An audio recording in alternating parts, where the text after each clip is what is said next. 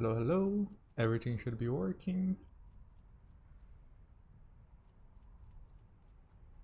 Let's see. Notify the Discord. Test the chats. Twitch is working. What about YouTube? YouTube is not working yet. YouTube seems to always just be a little bit slower.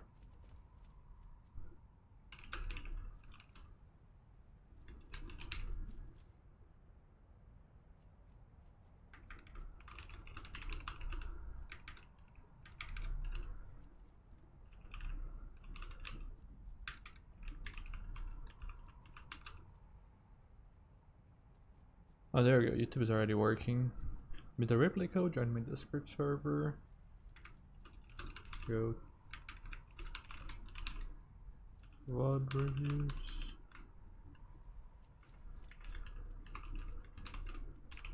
Follow the guidelines.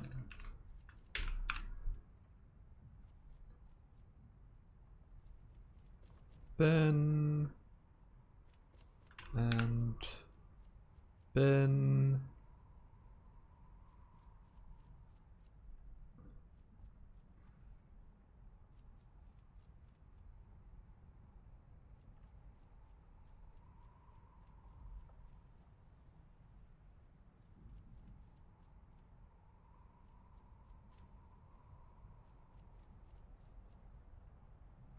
And I believe that's everything that I need to do. Believe so.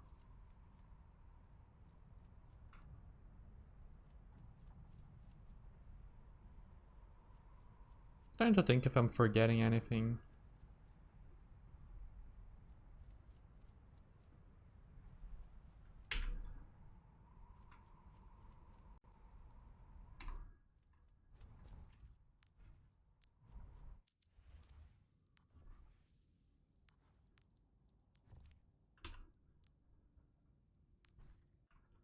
Let me do this. Ready for battle. There we go.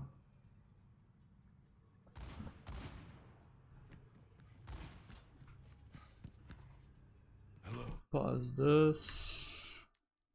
Set up the replay.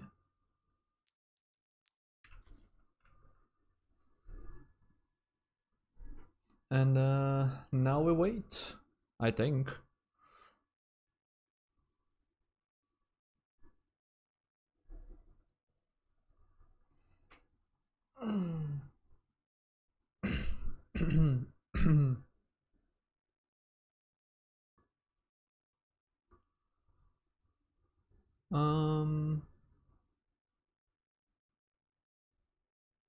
Let me go here on OBS.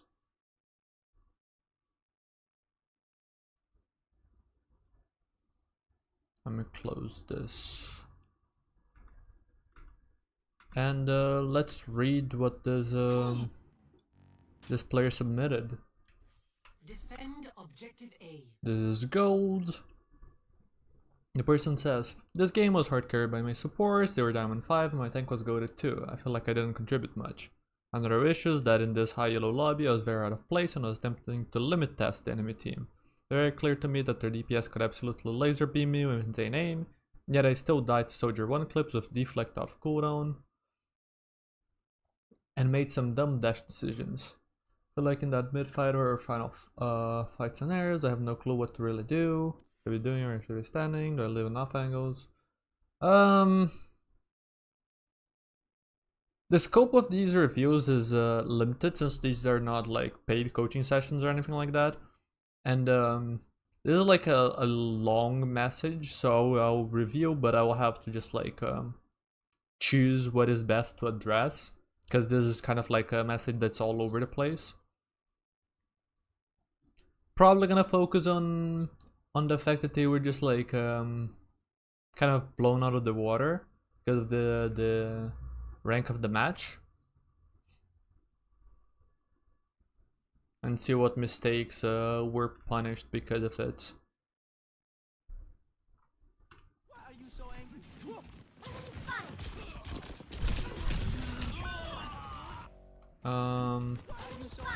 Defend objective A. Here you can already see like one of the ones that I was expecting, because they mentioned being laser beams, right? Gather to me. We're gonna have to see how often this happens. I expect it to happen a lot, as they mentioned. But my expectations are bad cover usage and pathing issues. Exactly. Right? Going completely in the open against Hitscan's characters, which are gonna be... They're gonna have a really easy time exploiting this, especially if you're not even doing any tricky movements, you're just walking in a straight line.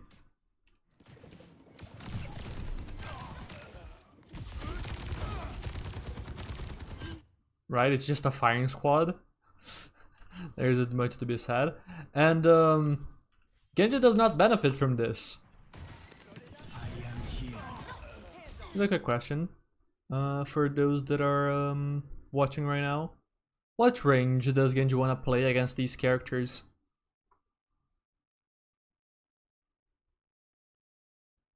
Awesome, my OBS crashed.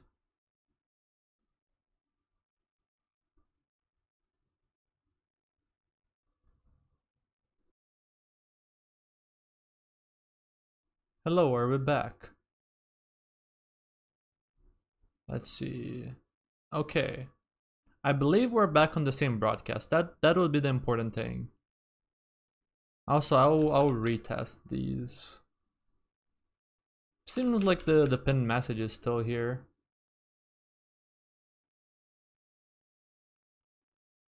Let me do this and here and here. Here.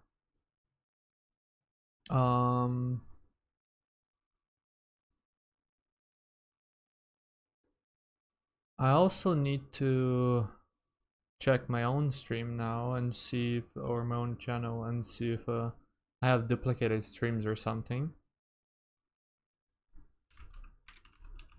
So this is a little bit scuffed. Seems like no. Like there's only one stream. Yeah. Only one stream. Okay.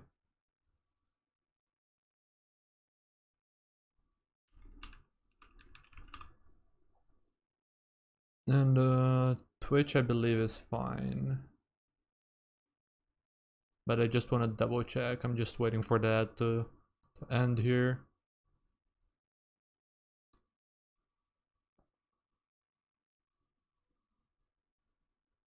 Yeah. Stream seems to be fine. Okay. I hate when OBS crashes, because I'm always just like, wait, is everything working or no? Because I have had an issue in the past where when OBS crashes, it just creates another stream instead of using the old one. Join me on the objective. But yeah, where were we? I believe I was asking chat what range you want to play against these characters, right?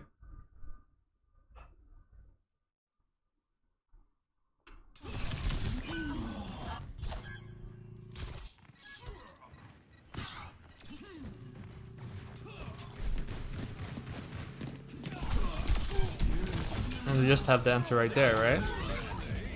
We get close, we do good, we stay far, we do bad. Very straightforward. Just a matter of getting close properly.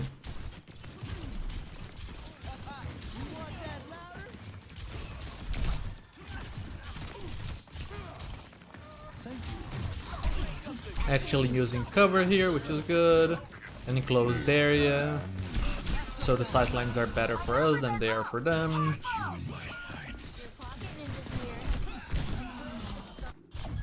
This exchange. Your pocket ninjas here. No time.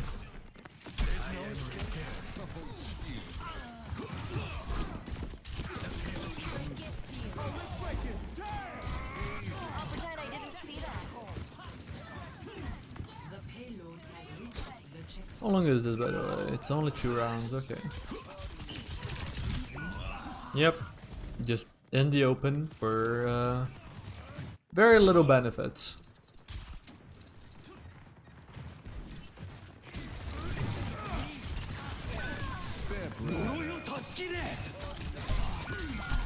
I'm gonna be speed running through the rest of this because I don't expect anything to really change. I just wanna double check though, and then I'll be writing the feedback.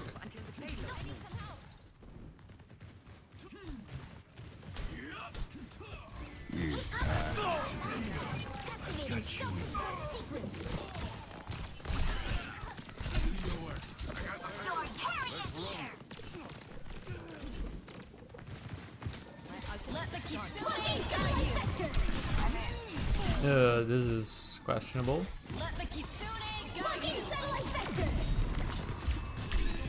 By picking the open, the deflect makes peeking in the open not kill us, but unless our opponents really shoot the deflect, and here's the thing. The Genji is not really threatening much, so it's not like you have to shoot him that hard. It's not like you can't shoot him at all, because if you just completely ignore him, he just walks up to you slowly but surely, and then he gets close range. But the enemy can just tap shoot. Like, the soldier doesn't have to hold the button down and just laser beam himself, right? So this approach doesn't do much. We end up managing to do something, but after using the deflect, then dash engaging is really scary. When we can just go here, boom, close range with deflect. Did not need the deflect to close the gap. Didn't even need dash to close the gap in this case, right?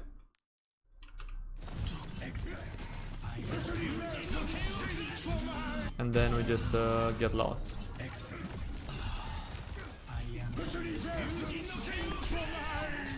Probably did not see that at all. That's the mistake.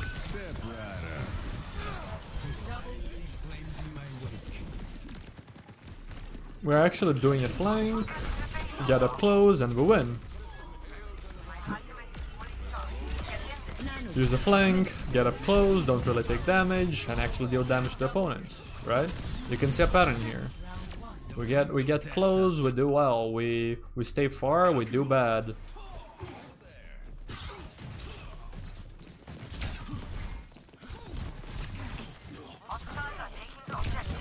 So let me quickly double check.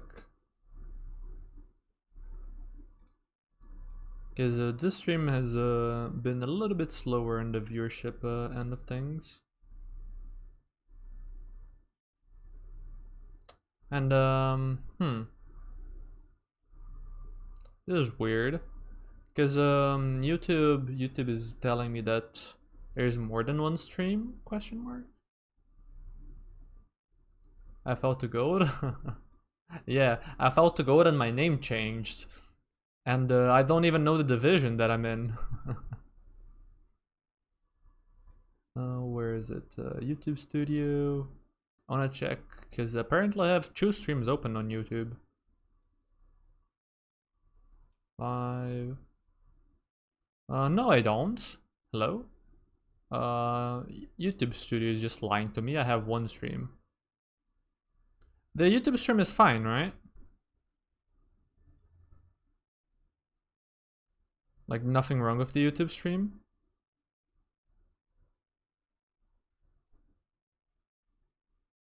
It's fine to you? Huh. That is weird.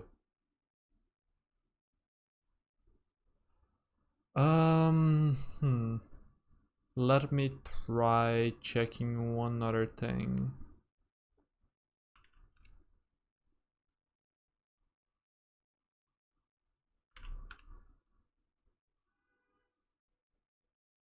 Oh, never mind. Okay. Screw that, I guess. Weird.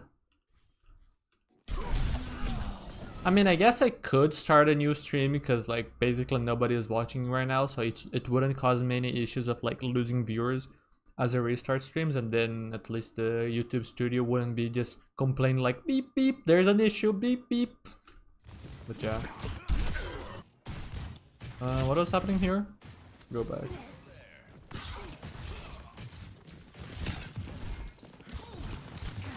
Holding a good angle. Find the Reaper. Got your back, Genji. Kiriko helps us. Close the gap on the soldier. This is an interesting situation, right? Soldier catches us off guard. We have the option of closing the gap on him. If we're going to take this duel, it's better to do it close range, so we don't want to take this low, we want to dash in, right? Not just deflect and walk and anything like that. I guess deflect and walk is, in this situation, because of how low, we should be doing this, because dashing in, we just die to rockets, right? But if we had a little bit more HP to work with, just dash, get in his face, and just leverage our close range advantage, and then just try to out-aim him. But yeah, this is the problem with the amount of HP that you lost, right? You need to just chill here, wait for heals, bait him into walking into you, and then you can engage him, right? If you don't engage him at all, this guy can still not really walk all that well, because if he ignores you for a second, you peek, you deal big damage, you engage for free, etc., right? And the guy does not want to fully walk on the high ground because there's still the lingering threat of the Genji, right? So you don't always have to engage, like you could stay behind cover there at half HP waiting for your Kiriko to come help. And still be threatening to engage a soldier at any point, under better circumstances, even if your Kiriko does not help you.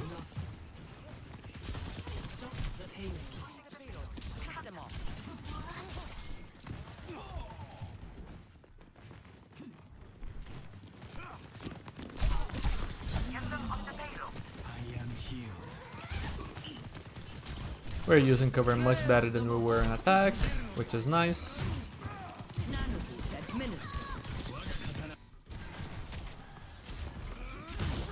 Although we are... I understand a little bit of the concern, it's just like the enemy is walking close, the enemy is grouped, it's just like, oh no, what do I do? But here we just have to understand the character interactions that play a little bit better. They have some characters that can push us up close. Mainly Reaper and Mizuki. The Reaper is not coming in here, the Mizu is. If the tank pushes in, then yes, you probably need to dip, right? Or at the very least, you're gonna get your cooldowns forced. Like Sigma tries to use rock, you dash, Sigma is just walking up to your face, maybe you deflect, right? So, but the soldier is not likely to walk up close to you. You can beat them way up close. So like this room is yours. You backing up like this does not make you safer, it just makes you actually be in more danger. Not directly, because you're keeping a safe distance from the soldier, but then what? You're not gonna get to engage him. You're gonna be in a worse shape to engage him because you're further away, rather than just being in this room and boom, you have an advantage because of the character matchup. And then if you're just here and the soldier ignores you because you're a non-threat to him at this range, he just shoots your team, and because you're not doing anything, it's just a 5v4, so your team is losing. So that creates risk for you long term because your team is just getting screwed and you're not doing anything. And the more that your team gets screwed, the less likely you are to have an opportunity to do stuff yourself, right? Play around the room.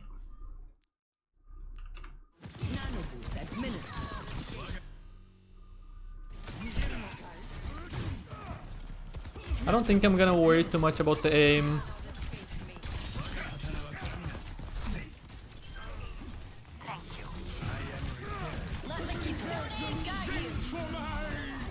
Yeah.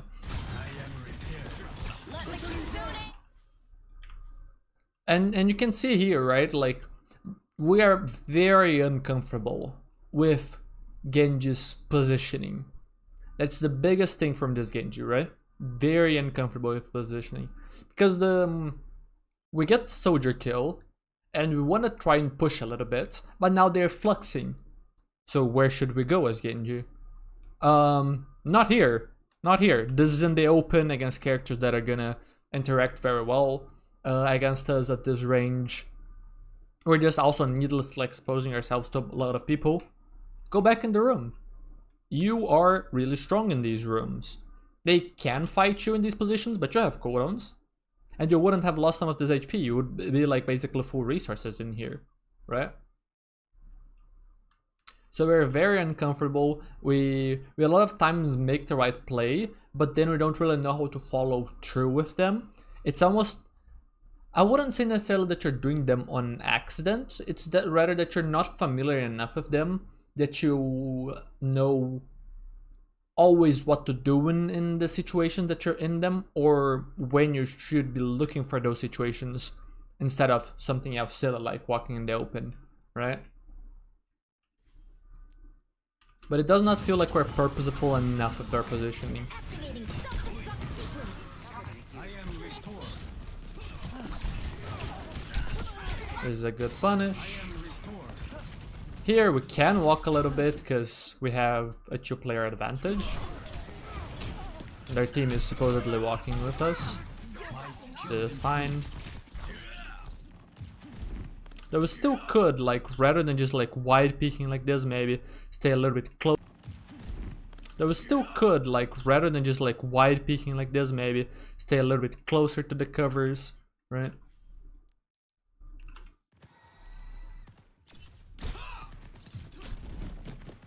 Enemy in my sight.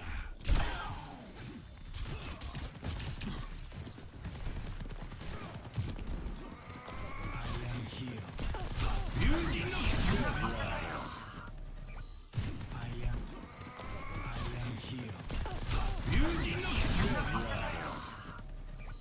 I am healed. This is a good play in a vacuum. Good angle, good aim, good cooldown discipline at all. The blade idea is interesting, although the problem with it is that you just stun yourself in front of 2 damage threats, right? The more I did fade in this case, so that diminishes the damage you're taking, but since you did not have to use your dash, I would rather see like a dash beforehand into cover, pull out blade and cover. I am healed. Oh, never mind, we did use dash. I'm silly. We could not use cover there. But still, it's a situation where it's just like, it's a good play in a vacuum, but we are 1v2 because the enemy, we're fighting the enemy where we really don't have that much reason to be fighting them yet. They're not in particular dangerous positions for our team.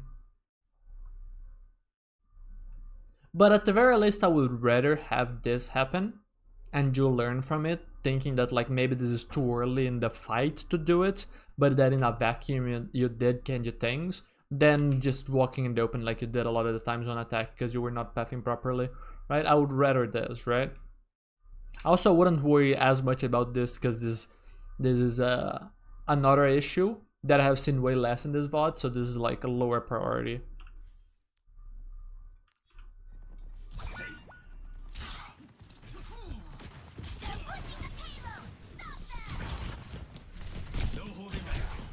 Yep, that's perfectly reasonable. The payload has reached the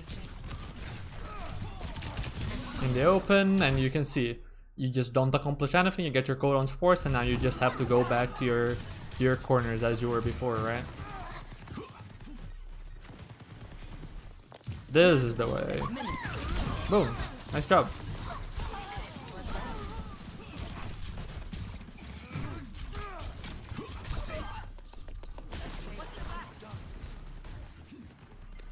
Join me. Activating self-destruct sequence. Helden sterben nicht.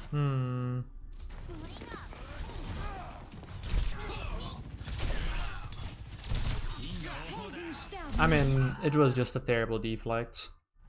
It's not the greatest engagement ever, but we just misused deflect. We just have to deflect earlier and just hard run because this is not gonna be a winning fight. Group up here. Your carry is here! The Kitsune is ready! Nano boost is charged. Be careful, Shimada. 我が刀は鏡なり。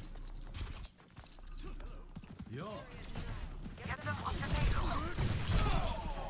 Again, a little bit silly of the positioning. If we really want to fight this, just stay on the high ground because it's better cover. Just shoot from here, or move a little bit further out, but then double jump back into here, or just play this angle again, close range. Just stay around here, good cover. We're just dropping in the open for no reason, increasing the distance between us and targets that are better than us at range. And guess what? We just get shot by Sojourn. Good of it.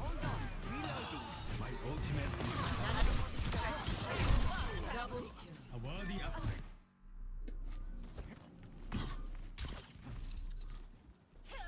My ultimate is charging. Nano boost is ready to deploy.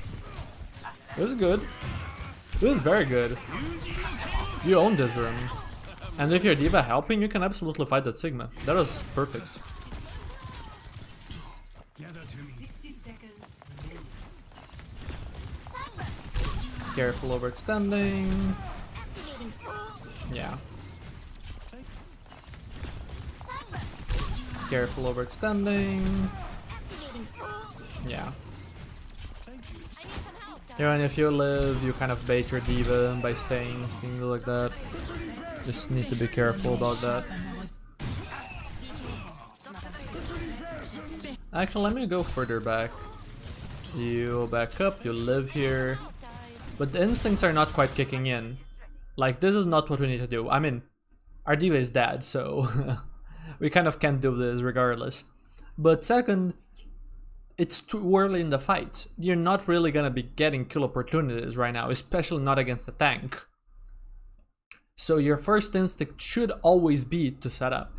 I mean, your first instinct should always be to set up, period, on any character.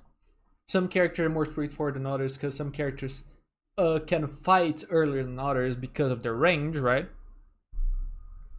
Like, a soldier just peeks at range and then he's already ready to fight, in theory, right? That ignoring angle nuance, right? But if you on Genji just start walking toward the enemy team and your attack, you can shoot shurikens, but that doesn't necessarily mean that you want to fight, because you're probably gonna be at a disadvantage at that range. So you need to set up, and then you can fight.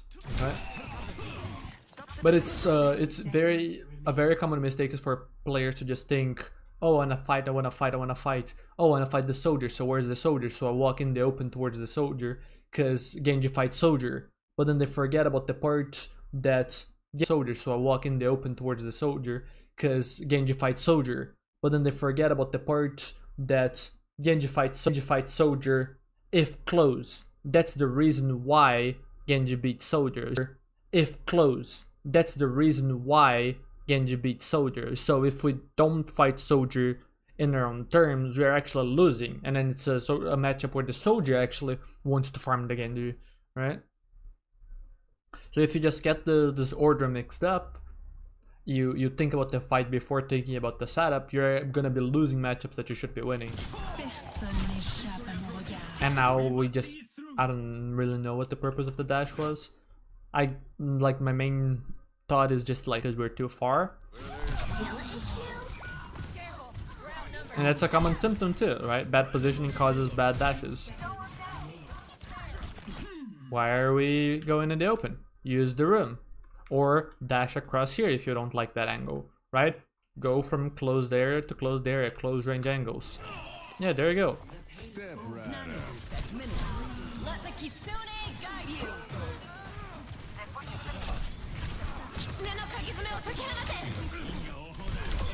Good job. Wanted to fully review just in case, and also to provide some extra value to the people on the stream, but the Discord message is gonna be rather straightforward.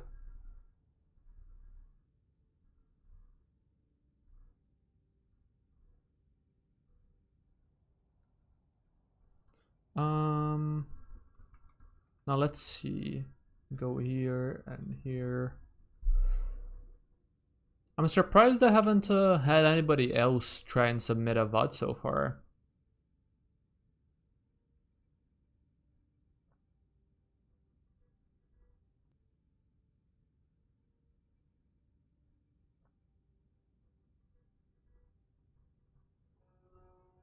And yet the YouTube is still just giving me wrong info. So that's great. Anyways.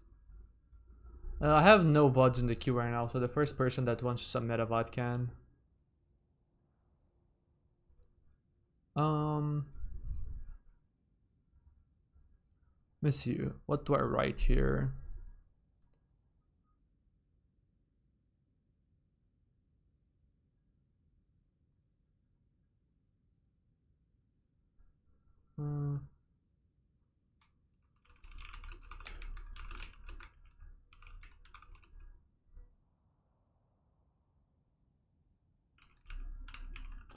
Suspected positioning. What was the other thing that I mentioned earlier? Right at the start of the VOD. Like pathing issues and there's another word in there. Pathing issues and there's another word in there. Cover.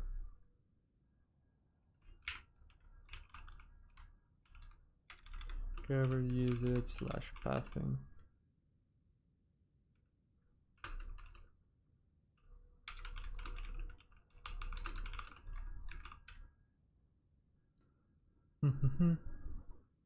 I'll just be writing here for a little bit so people have time to submit a VOD.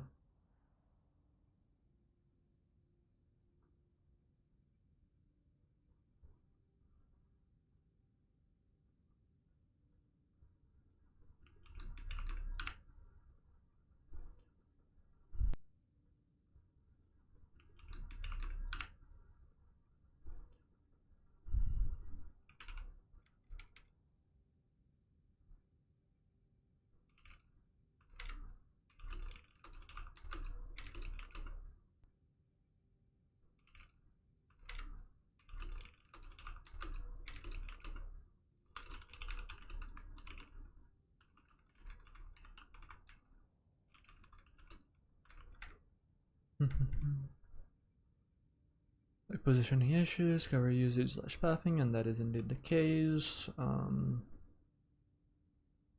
Focus on setting up. That is indeed the case. Focus on setting up first.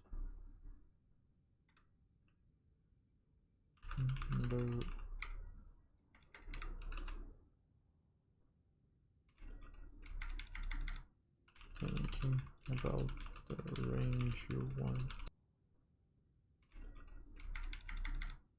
Thinking about the range you want to any given character.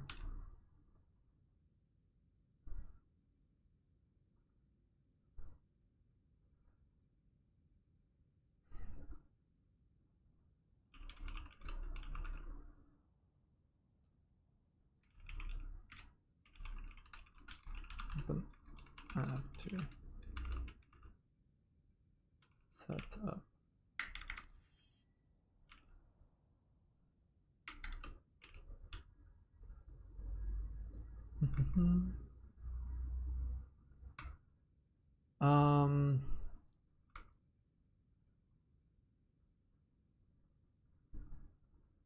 What the range you want to fight, an even character. I don't know.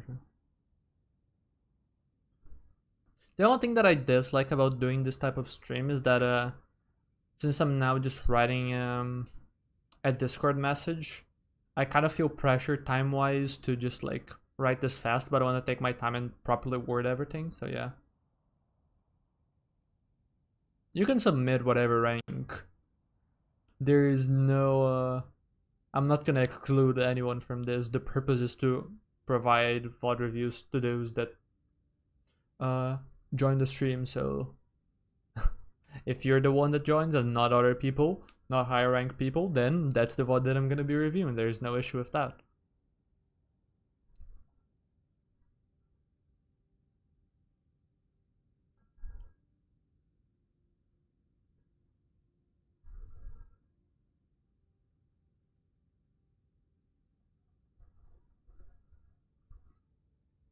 Yo, hello, Ken.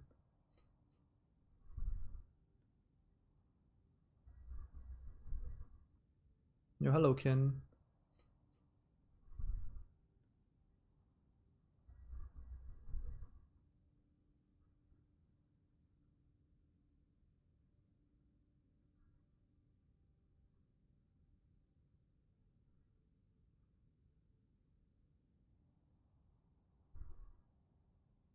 I really don't. The thing that's being awkward about me writing this message though is that like I really don't feel like there's much to be said, but it also feels weird to just like type like a really small amount of feedback. But I don't really feel like there's really more that I can do.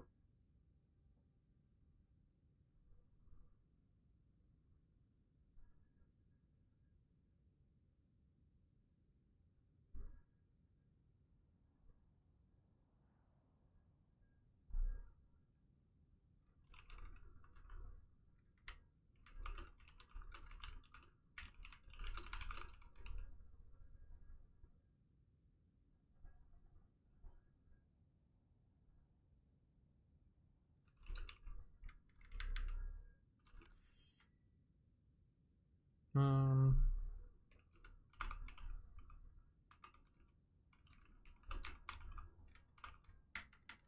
hmm.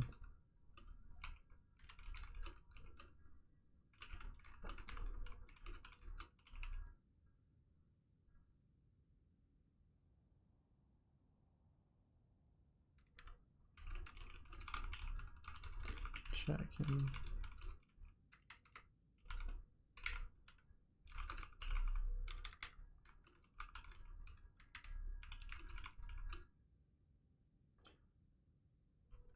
There are some extra details that you shouldn't worry too much about.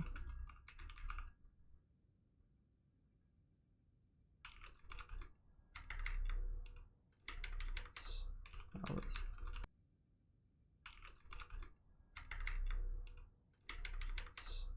Hours. Um.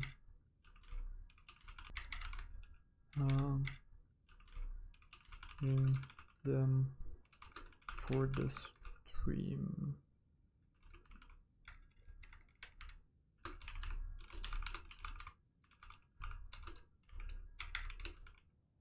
Trying.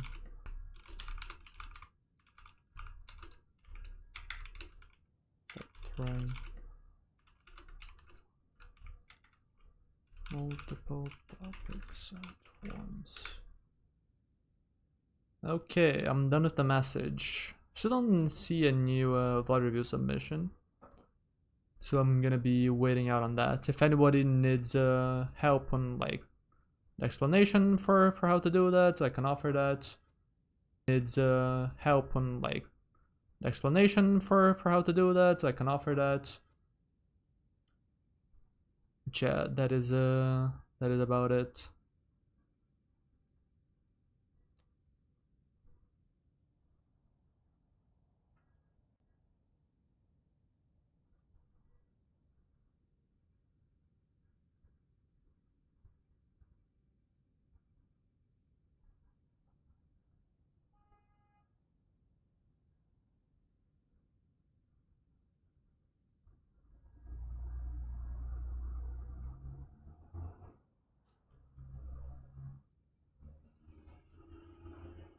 Okay. In the meantime, then, let me go ahead and do this. And showcase this, I guess, real quick. There's one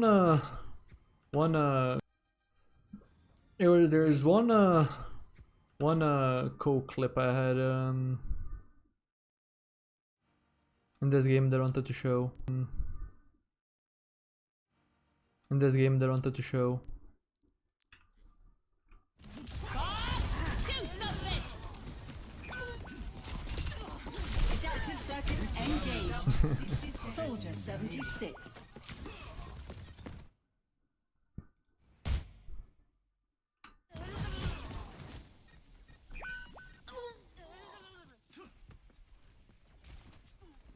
think. And Adaptive Kiriko is dead before she can react. This round is mine. Bang! soldier. Go play, apparently. Much better. But yeah, that was really nice flying. I really love that clip. I mean, of course the Ash kill makes it better, but I really just love the primary fire. Triple headshot of primary fire are so satisfying. She was walking a straight line, sure, but it's still just like something that you need to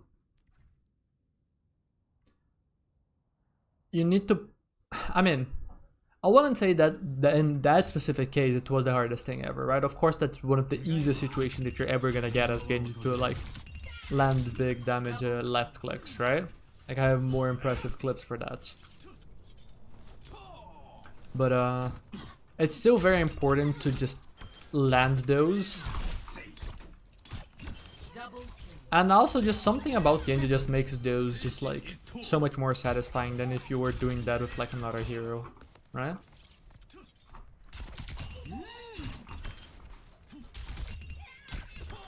But I know that there's like a lot of Triple kill.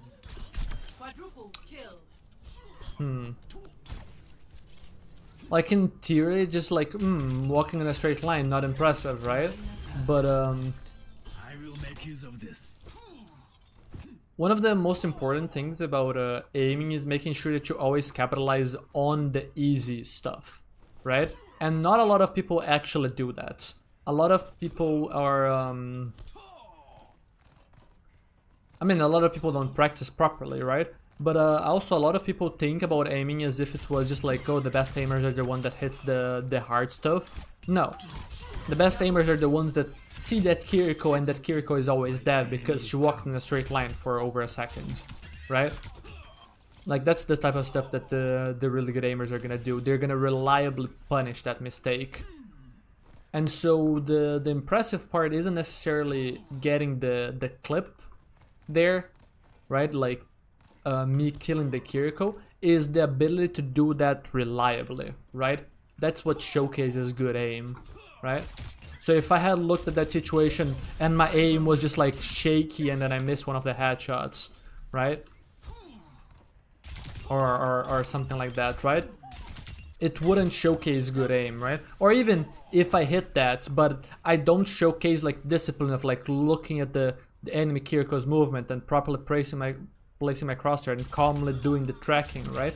That would showcase that it was more of a fluke to land it than anything else, right? Like, to me, that clip, it's not that impressive, but it showcases than anything else, right? Like, to me, that clip, it's not that impressive, but it showcases discipline, right? It showcases the work that I've put into my own aim.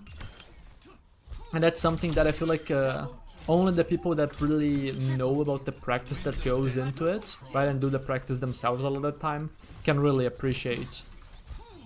It's why I feel like a lot of the best tamers over time are like, you see the people that are less experienced with FPS in general and stuff like that, they'll look at like old Pine clips and think Pine was the best player in the world and stuff like that. And when Pine was popping off, then yes, but like you're gonna, over time, you're gonna kind of like mature and just get more, see more satisfaction. Just like the players that are really solid, they don't really make mistakes. They're just like incredibly consistent. And I think that that's why a lot of people just grow to love tracking over time with aiming. Because tracking is just like very much discipline. Very much discipline. Every soldier needs So like the you see this so often with like bite the bullet. with aimers in general. They just slowly but surely fall in love with tracking and start liking it more and more, whereas flicking and stuff like that is usually the flashy stuff and the fancy stuff for people that are less experienced. One of my favorite clips that I have is an old clip, or sorry, not that old actually, where I'm playing Wrecking Ball and in the middle of a swing,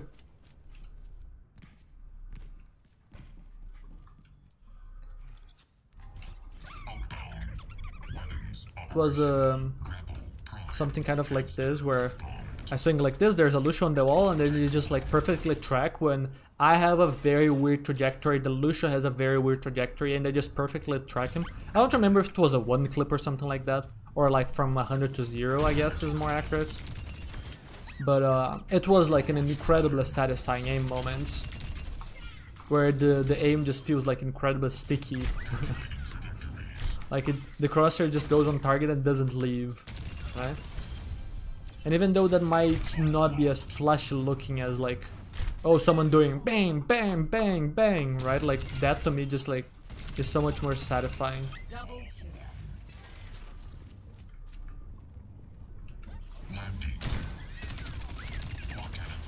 I don't know. I think that Genji does not actually feel that clunky on ping. I feel like the more I play, the more I feel like Genji is one of the characters that is more playable on ping. Like trying to play Tracer and ping is miserable. Genji has bulk, so Genji gets shot a little bit because you didn't react as fast, and honestly it's not like you can. You have a very severe handicap. You don't die on Genji, on Tracer you do.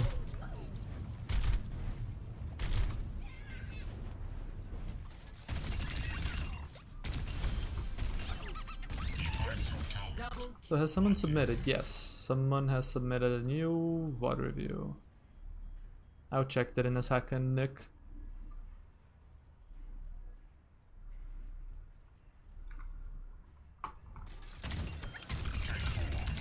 Double kill. Efficiency rating. Maximum danger. Triple kill. Quadruple kill. Like Genji has bulk. Good reaction time with like deflect, I feel like is kind of overrated, because like deflect is, I wouldn't necessarily say that it's always a prediction, but it's like a reaction not to people shooting you, it's to people looking at you, right? Because looking at you indicates that you're gonna shoot you, things like that. You could argue the same thing for Tracer, but again, the difference in bulk between the characters really changes things.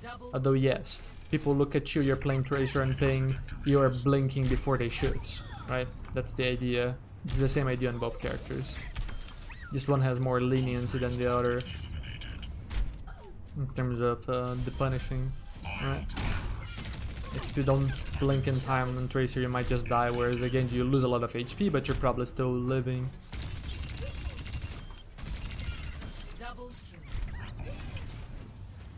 The main... Why is... Where are you going? Hello? I did not boop you that far. But what was I thinking?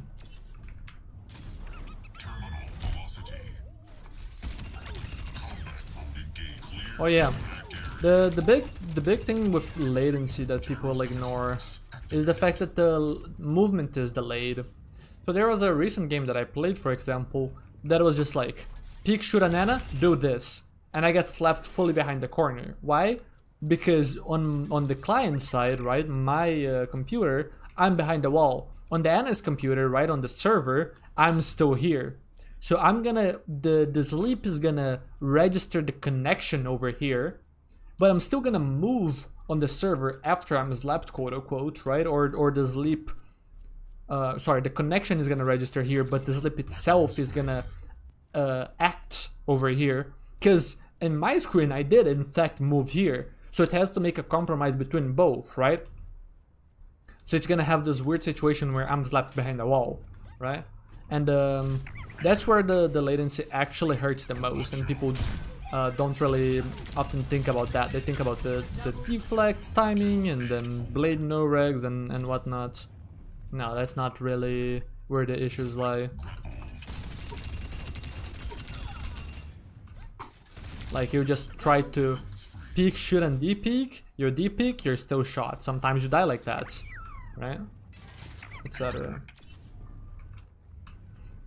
Also Look at the speed that I'm going on Wrecking Ball here, and look at the speed that I'm gonna go after doing this. It's a little bit faster, right? Just really useful Wrecking Ball attack. I thought this was gonna be much harder to do than it actually is. So I never actually bothered to even try, and then when I decided, yeah, I'm gonna try, I discovered that this tech is just so much easier than I thought, and it's very useful. Just maneuver around the map faster if you don't want to burn grapple. Like if I'm here and I want to pile drive around there, for example, I can do the map faster if you don't want to burn grapple. Like if I'm here and I want to pile drive around there, for example, I can do the, oops. In this case, the slope gave me more speed. The slope gave me more speed. But if I want to go there, I can go like this. Ah! I can do this to gain a little bit of speed, then use my fireball, right? Like, it makes me just get there a little bit faster. This overall movement is smoother. Anyways, I've gone on tangents for long enough. Let me catch up the chats. And let's get the other VOD review going.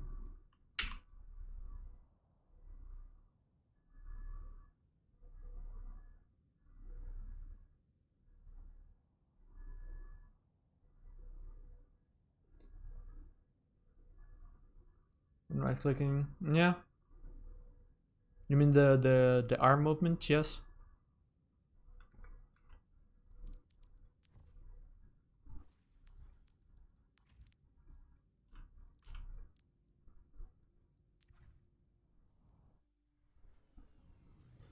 Ready for battle. Ready for battle. Quick play, so this is gonna be shorter. Ready for battle. I'm assuming you're Jets, because the tag is not showing here. Yeah, okay.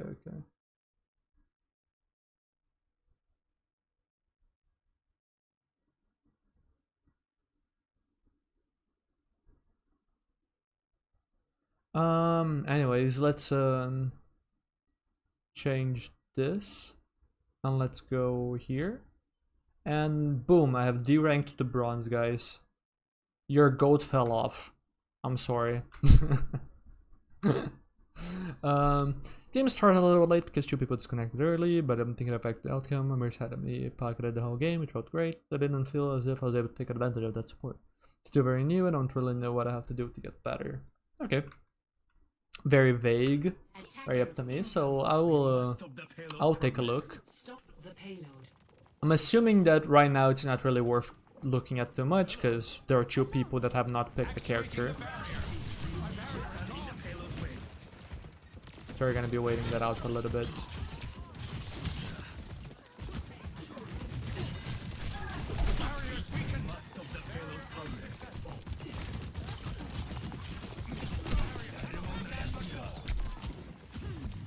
Yep, still have not picked characters. Now there's a Kiriko. Like slicing through paper. Be careful. Stop the payload from moving.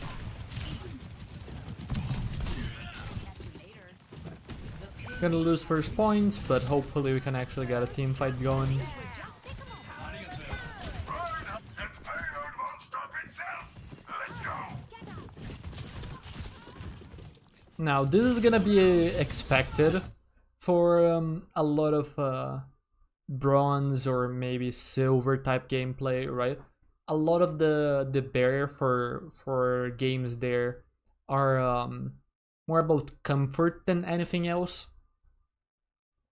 So there will be all of this, like if you're a little bit of a higher ranked player and you look at this and you feel like it is a little bit slow, that's because it is, right?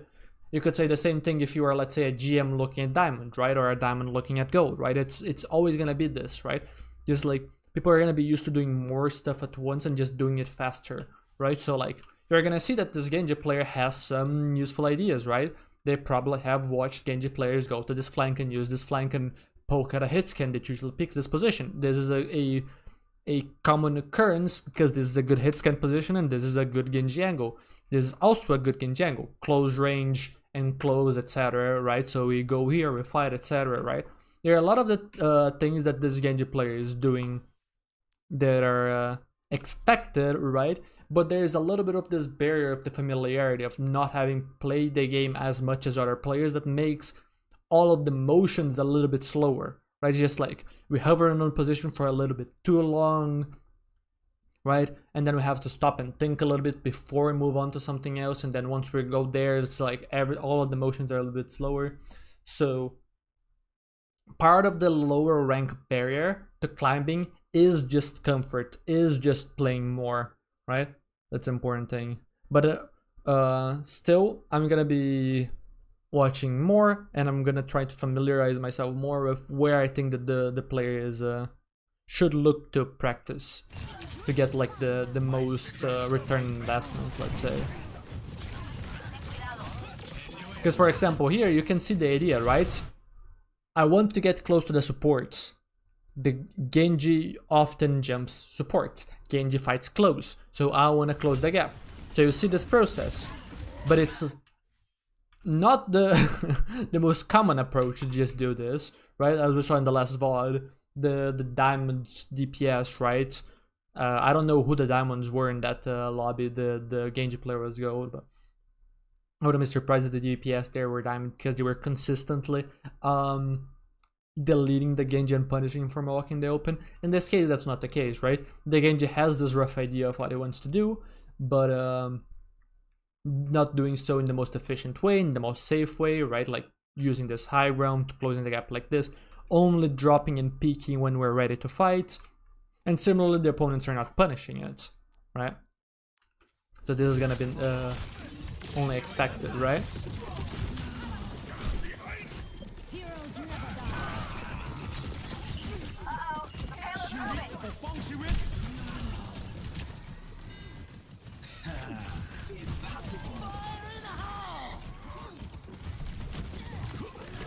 There we go. Now we gotta dive through a high ground, and it went so much better, right? So much better. And that's one of the things that we have been underutilizing, right? And again, it's that familiarity barrier, right? Genji is a character that can be really hard to play. There are so many moving pieces. And Genji, unlike a lot of characters, does not only function on this axis, right? Let's call this the x-axis, the horizontal axis. Genji also functions on this axis, the y-axis, vertical axis, right? And so if you're a new player, this can just be overwhelming, let alone this, right? And then mixing both and then just doing all these things that the Genji players are going to be doing, right? So it's not surprising that we are underutilizing the high grounds, for example.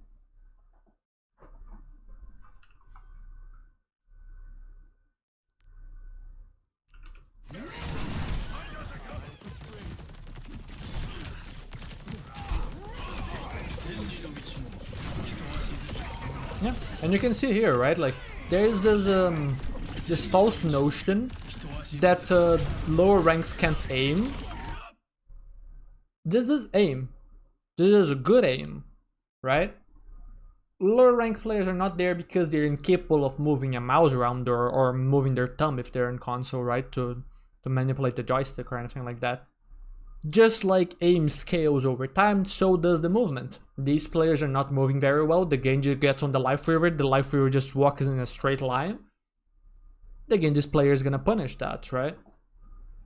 So it's not just a situation of aim better, right? Like a lot of people will say just like turn on your monitor, etc. Ha ha ha, I'm so funny, right?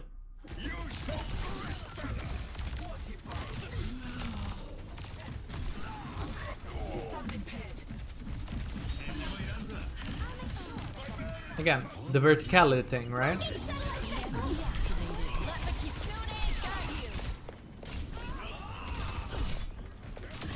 Know what we have to do. Not as comfortable with it.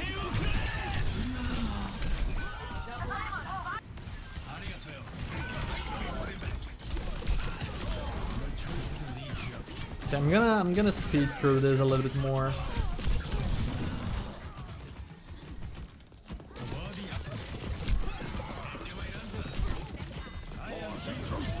One of the fun things though about watching these lower rank replays though is that you get to see fights where you don't usually see them. In higher ranks, people are not gonna be using this. unless it's like a tracer that's flanking over here and just trying to force points, right? Or like a Widowmaker that is just trying to catch the enemy Widow off guard when she's gonna be watching like maybe this window, maybe this high ground, because these are just like normal Widowmaker angles. And then the Widowmaker just goes down here, crouch walks, and then boom, headshots your Widow by surprise, right? But here we're just seeing a full-on fight on this corridor that usually never sees any action. So that can be a fun thing about watching lower rank replays.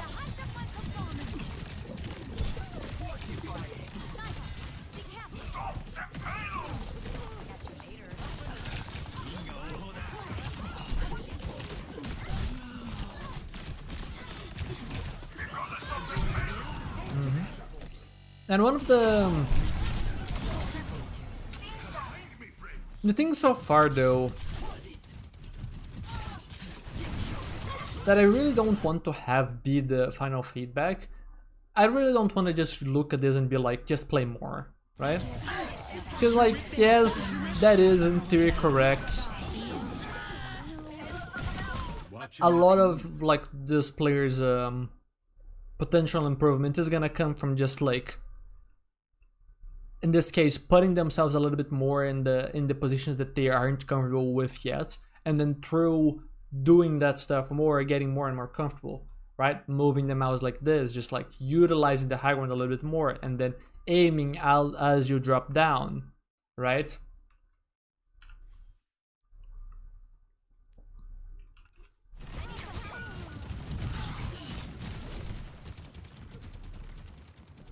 But at the same time, it's a little bit of a situation where like, I guess the big thing here is, since Nick is in chat, I should ask how much they have played the game, because that is a very important one.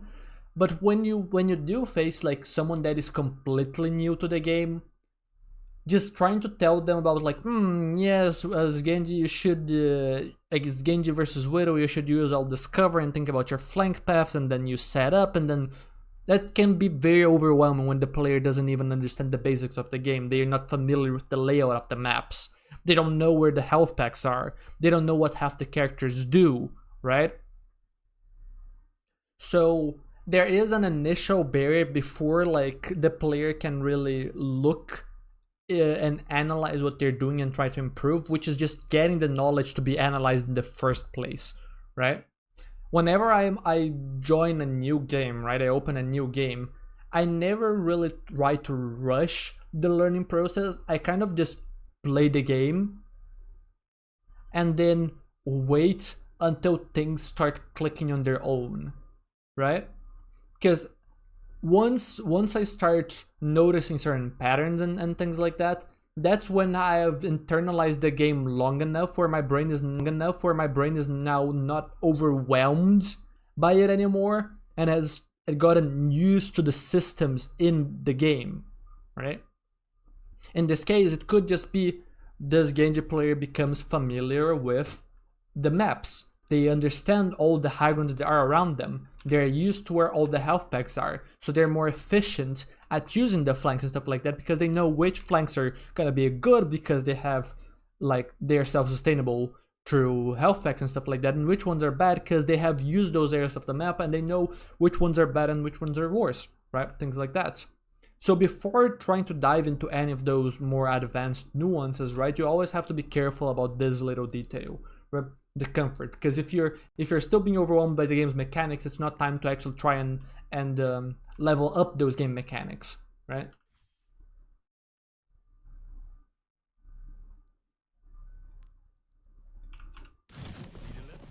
Stop the payload from moving. There they are. Get ready. I am repaired.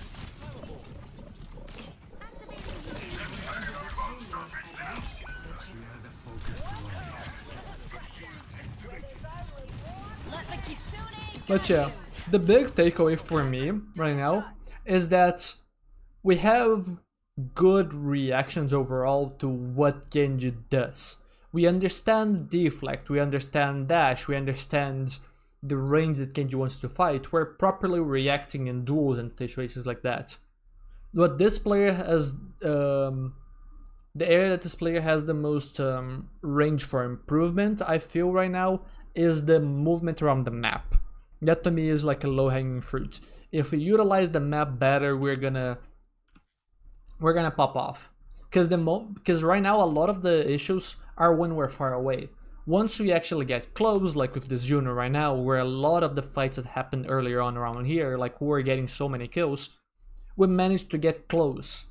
And during those fights we're doing so well. But once the payload started moving and we kind of started staying low ground and just far away, Orisa shoots us a lot, we deflect, but now we don't have deflect and we don't really know how to react. Where do I go? Do I go here? Do I go there? Right? That type of stuff.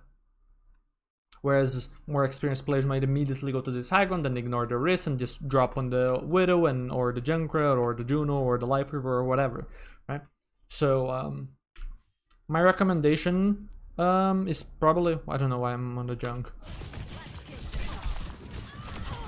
It's probably just gonna be to get a little bit more comfortable with the maps, especially the high grounds, utilizing the high grounds.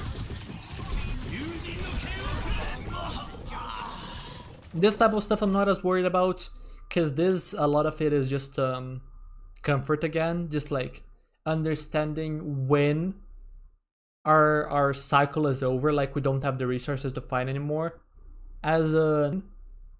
Our cycle is over, like we don't have the resources to fight anymore. As Nick said before, just like the lower ranks are not gonna be that good at punishing the mistakes. So it can be weird to just be like, okay, I dash in, I deflect, I need to leave because the bronze players are not aiming at me, so why do I have to leave if I'm not taking damage, right? So I'm not too worried about this. That payload won't stop itself. Let's go.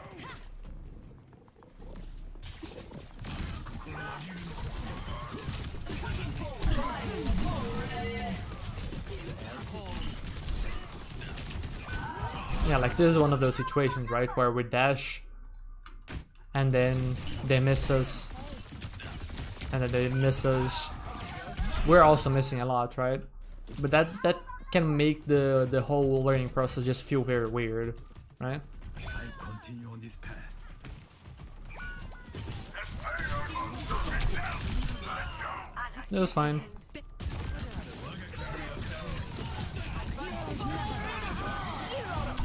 Yeah, and a lot of just standing back because we're not really utilizing the map to our advantage, right? We're not really exploring the map.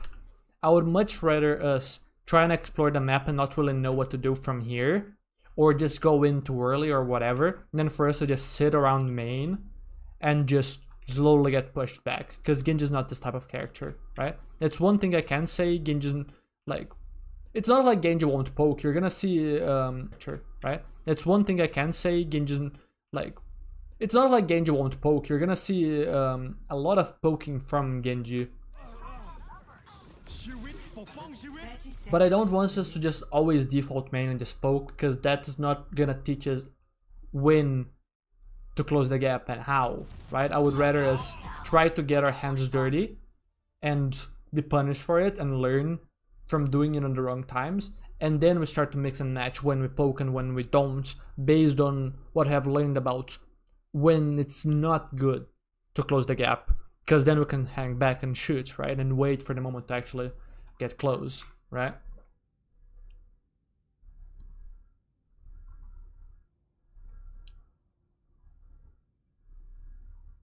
Gotcha. Are you here, Nick? Also, this is currently the last VOD that I had in the queue, so if anyone wants to submit something else, they can feel free to. They'll be the first in queue. I'm gonna write I'm gonna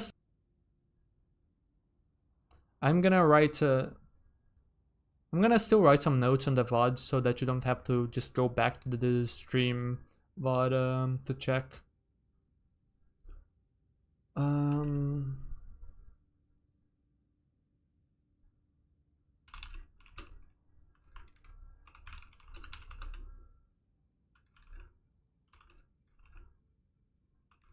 actually.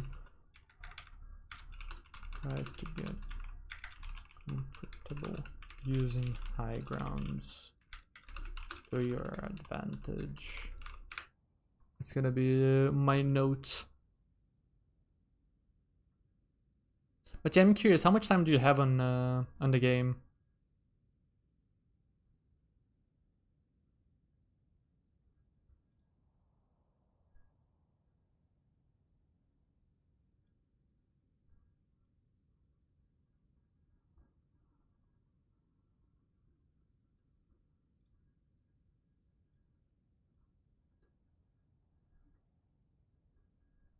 About 250 hours played.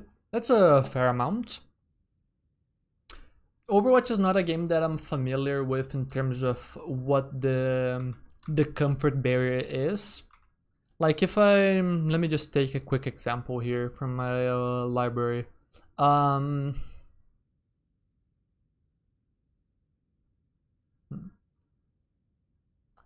this par is not the greatest example for this.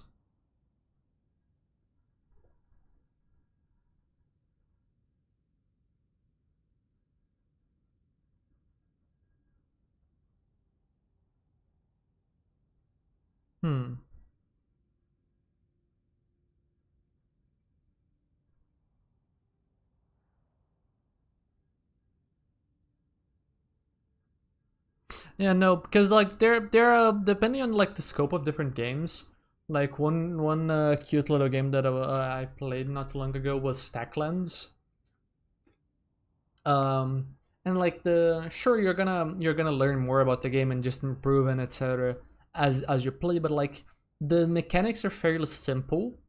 You stack cards, and then they do different things. Like you put a villager on a tree, and then the villager is gonna transform the tree into sticks and wood, and then you can give the wood to the villager and transform it into a stick, and then sell in the open pack, and then you get the rock, and then you can mine and etc. Right? And you just stack different things, and they have different interactions.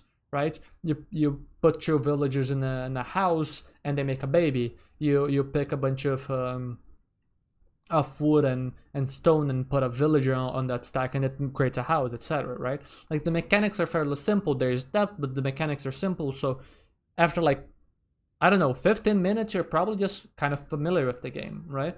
But in the game like Overwatch, with this amount of heroes and this amount of stuff going on with them, right? And however many maps there are in the game, and so on and so forth, right? I genuinely have no idea what the comfort barrier for the game would be. And it also probably depends on how you spread out that learning, right? 250 hours across 6 months is probably a decently consistent amount of playing.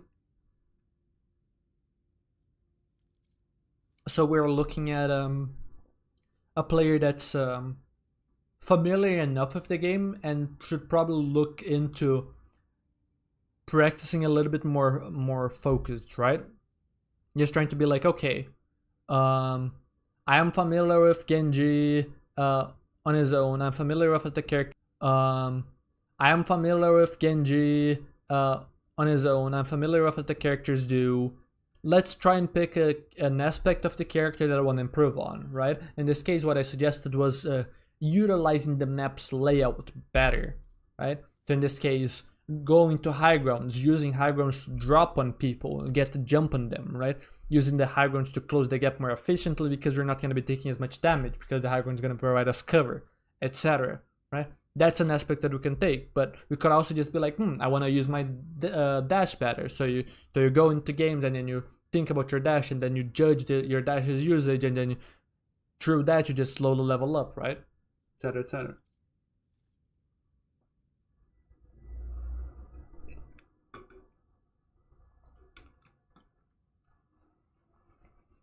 But yeah, it's very much a situation where I should probably just get more familiar with what the comfort barrier in the game is to be able to better help lower rank players, because I'm still not familiar enough with where like the cutoff is, right? I guess it's because, like, if you look at the bell curve of the player base, right? Most players are around gold, plat. I don't know if diamond at this point anymore, but like gold and plat has been, I think, has like over 50% of the player base, right? Bronze is not actually that common, right? The bell curve is something, follow my cursor right here, something kind of like this, right? Where it goes up a lot here, and then it's not actually very many players over here, right? So I am much more familiar. I have seen many more VODs over here than I have of the lower ranks, right? Which is why I'm not so familiar with where the comfort barrier actually lies, right? I guess that the other very important thing about the talking about just like the especially bronze is just the setup. If you are a lower rank, one of the things that could be holding you back is very much just like your peripherals. Do you have a mouse that properly registers the movements? Do you have a keyboard that allows you to click multiple keys at once? Non-mechanical keyboards can struggle reading all of your inputs, right? A mouse that has a terrible sensor is not going to be as precise as one that has a proper sensor. A monitor that doesn't have a high enough refresh rate is not going to provide you with the opportunity to aim as well, because people are you're not going to be able to see all the minute movements of people. People are just going to be moving more per frame because there are less frames, right? That's just how it works. So a lot of the times, just like especially at the very lower ranks, what holds them back is just like actual hardware, right? Hardware limitations. When I bought my own PC, I instantly jumped from being like high plat to diamond and master in a single season. Pretty much that. Like at the end of the season, I immediately got all roles to diamond. That was around when role queue released in Overwatch 1. And then the season after, every single role jumped to master. And it's like, jumping an entire division in a season is hard. Doing so in every single role is just like a big deal, right? But that's the hardware, right? The hardware difference, right? Having my own PC rather than playing on my sister's PC at 30 FPS and playing once every 3 days, as opposed to when I had my PC I could play every day, right? Big difference.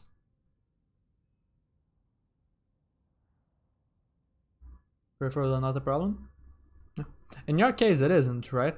For a lot of players' case, it can be, so it's important to note.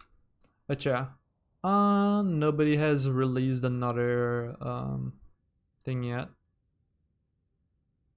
Let's see how many people are watching.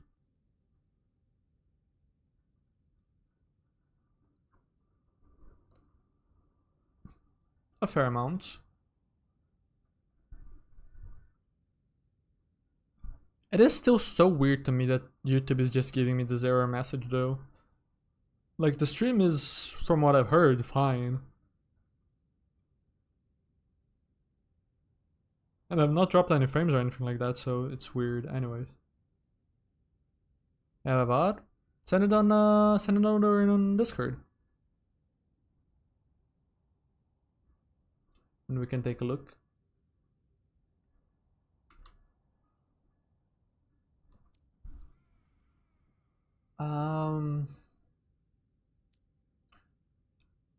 I think I'm gonna do 1 or 2 more, because the sun does not actually stay out for as long, since it's yeah,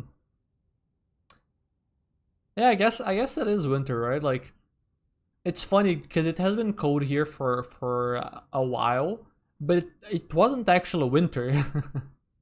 It wasn't actually winter before. But yeah, and I wanna go out for a bike ride, so I'm probably not gonna stay streaming for too much long. Like I cannot do like a 3-hour stream today, like I usually try to. Why would I not have much to say about the GM VOD?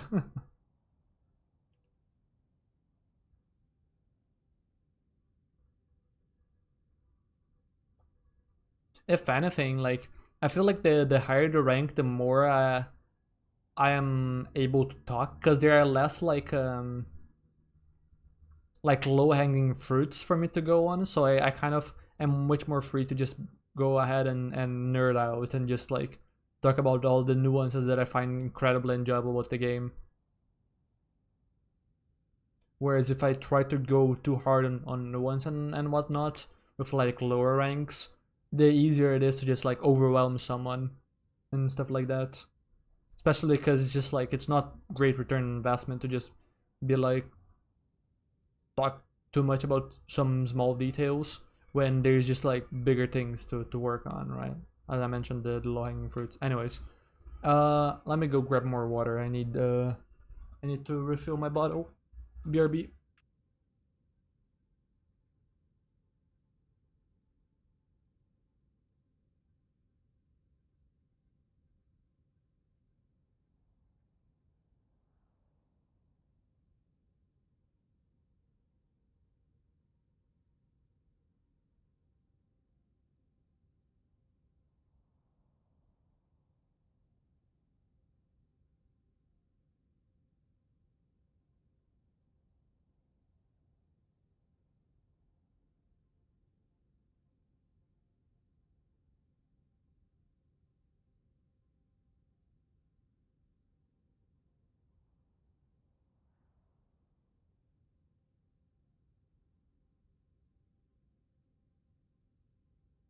There have been a lot of really sad days lately, like very cloudy or just rainy days.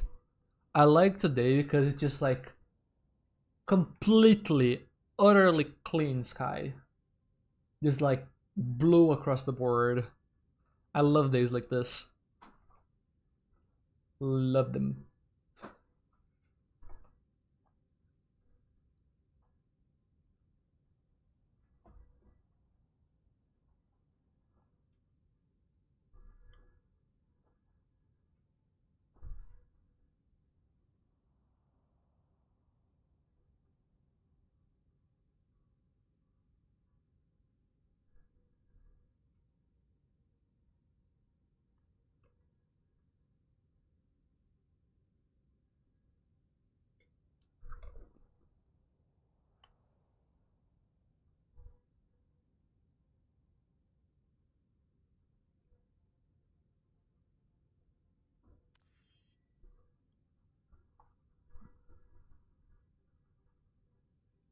Okay, we have the VOD now.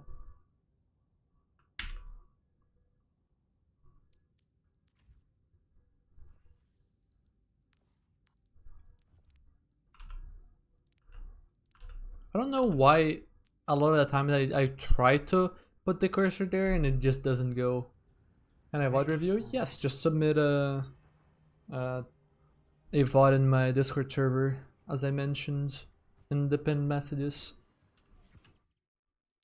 I'm assuming this is who you are, Hugo. The only Genji that I'm seeing so far. Look at this VOD, I can't help but think Iron Gate just fell short mechanically. That appears to be okay. That's gonna be an interesting one then. Let me change the icon. There you go, GM. Disable preview. And go here. Oh, that's you? Okay. This is a skin combo that I haven't seen. The the emerald with the, I don't even know what the skin name is, huh? I don't know if it would be, I mean, I doubt it says something like green. I don't think it's gonna be lime either though. I mean, I think there are some hero skins that have their name like lime or something like that. And I feel like that's kind of a lame name though. But yeah. I understand these combos. I personally don't love this one. But I respect you running it, especially because it's something that I don't think a lot of people are gonna enjoy. So I respect having the courage to pick this combo. But yeah. One of my issues, here's a fun thing. One of my issues that I have with the mythic weapon is that because of the evolving nature it has as you get more eliminations, right? I believe it caps out at 10. When it caps out at 10, the colors change to be like red, right? Red and black, I think. But in this case, oh yeah, there you go.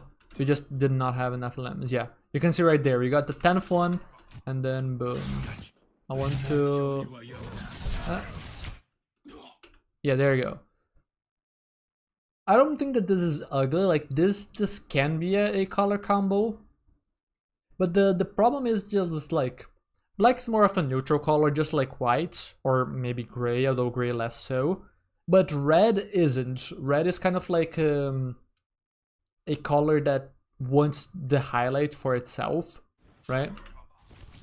And so when I look at this weapon, I look at a weapon that is rather inflexible towards the skins that you want to run, because not a lot of stuff is gonna mesh all that well of red. Whereas if it was just a completely neutral weapon, like white or black or something like that, then so many more skins would be able to use this. I would like it for you to be able to disable the customization, like where is it? If I go here, where is the mythic weapon? Does anybody remember? Mythic. Yeah.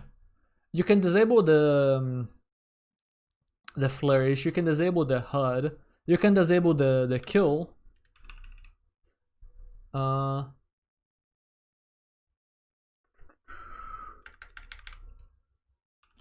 Facts maybe. You can disable the. I mean, I'm pretty sure that this disable will kill effect. Facts maybe. You can disable the. I mean, I'm pretty sure that this disable or kill effect is from the mythic weapon from Genji here, since I have Genji selected. But you can disable a lot of stuff from the mythic weapon. You cannot do the progression, the leveling up, which is what it disappoints me and makes me feel like you have such fewer options to run with it. Which is what I dislike, because this in a vacuum works, but then you level up the weapon and now it doesn't work as much, you know?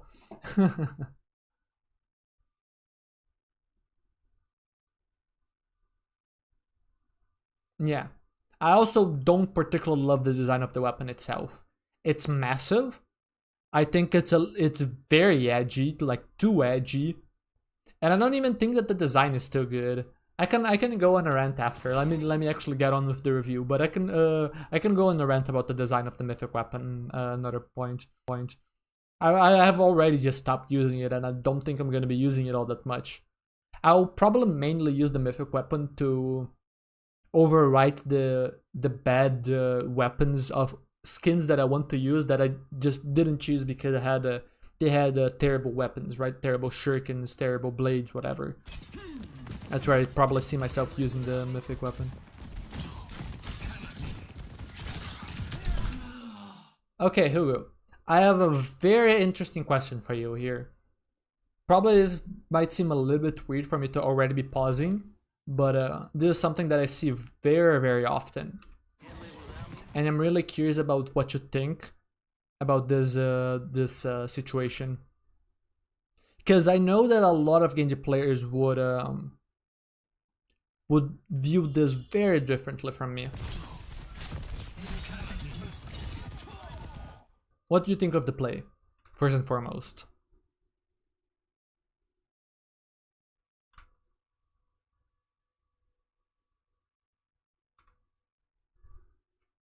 And chat can join in too. Chat can give their opinion. This is not a private VOD review or anything like that. This is not. Obviously, the player that submits it is gonna get more value, but the other people can look at this and try to participate and try to learn themselves through questions and etc. Right? It's unlikely to get a kill, sure.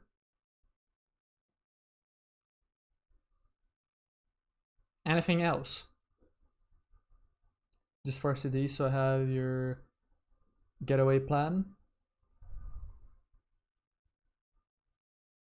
It didn't get much value. One interesting thing here though is that it's important for us not to be just like very hindsighty, just like, yeah, no, it didn't get too much value. Like sometimes this will be very useful, but in this case, did it not get much value because we didn't aim properly?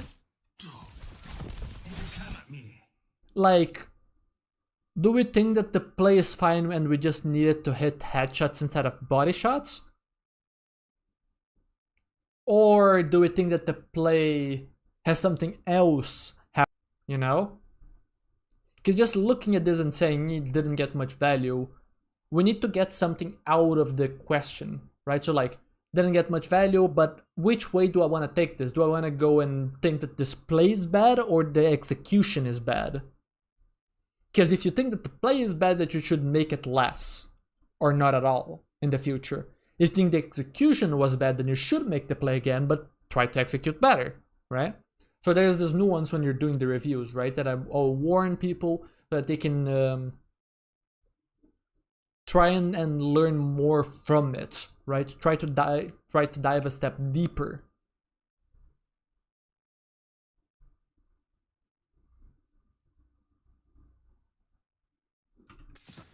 So this is why I want to pause on this so much. Because even though this is just like the very first engage of the game, this isn't even a full fight. This is just the very first engage of the game. I think that there's actually a lot to dive into here. From the mentality of the player to the... I guess that the profile is kind of the same thing, right? Just like kind of what we expect from the player here. To the types of ways that we could think about addressing this play, right? Like, where do we think that we should take the potential improvements, right? If we even think that there's an improvement at all to be had here, right? It could just be that this play is perfectly reasonable and you just have a hog and screw hog. You should have been playing a dive tank with me because this is such a good comp for dive, right? You know? So this is why I really want to pause and go deep here, right? Because yes, this is, in a vacuum, a really good Genji flank, right? You land and you are in a good range, and then you aim, and then you react, and everything seems fair, right? Everything seems reasonable, but again, we're talking about a GM VOD. Wanna go and really get to the juicy stuff, right? If this was just like a platform or something like that, I'm not really going crazy here. And a GM VOD, yes, we need to look at this, right?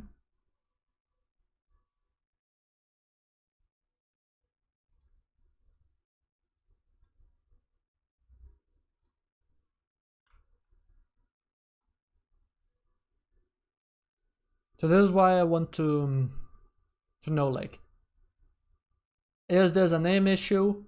Is the play bad or good or whatever, right? I just want something more concrete like this. I want people to give their opinions on this, essentially.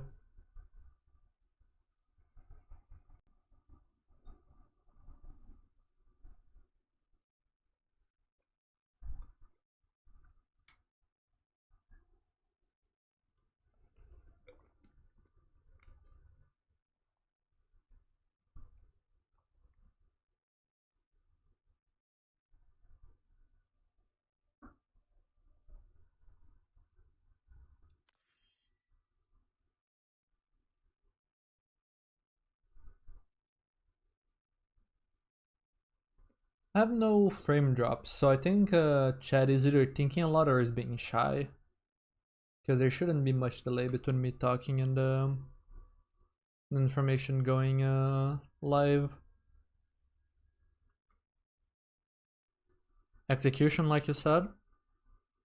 I'm gonna give the rest of chat like 10 more seconds to talk about this, and then I'm gonna say my own opinion. If the Zen was alone, the kill would have happened. But that's the thing. The Zen is not alone, right? Oh, if only the enemy thing. The Zen is not alone, right? Oh, if only the enemy team just made a mistake and just let me have the skill for free, then it's just like, at that point, it's just kind of easy to make reviews, right? Like, you're just kind of... Or... I mean, yes, because then at that point, it's very easy to review, because you're just giving yourself excuses to not really look at what is actually happening and being like, what could I have done better, right? The Zen is not alone, and the Zen is unlikely to be alone 20 seconds into the game. The Zen, if we look at their POV, probably barely had time to walk up. 10 seconds had just been spent getting here. Then they go here, they check the left, they don't go to the left. And boom. You know? Like, the enemy backline has barely had any time to just be like, where do we want to go? What are we facing? And stuff like that. Game has barely started and Genji's just like, ah! You know? Genji's or Zen is unlikely to be alone here. Players are unlikely to have used cooldowns. This is a very, very early dive. Very, very early dive. So it's no surprise at all that they can turn and they can help each other, and that it's unlikely for us to get a kill. Not only that, because it's so early and because of the comp we're playing, right? Brig is not the slowest character ever, but also if the Brig is gonna brawl, she's usually either gonna be brawling against someone that's diving them, or they're gonna be brawling with your team to push like a big advantage. Then the Brig would be on the backline with your Genji, right? So just still getting high ground. The Mizuki has some speed, but at the same time, it's just like, it has to be very slow space taking. Mizuki is not a character that can flank all that hard either. And Hog is just slow. So in a vacuum, this Genji play makes sense. For the team and for the time that the dive is being made, way too early. Way, way, way too early. What's likely is that we trade a cooldown or two, nobody can punish anything like that, and now once the point unlocks, we're in bad shape because we don't have cooldowns and we don't have positioning to actually make a play once plays really should be being made, right? Once everyone is fighting, and then it's the timing where plays get the most value, right? Which is in sync with everything else.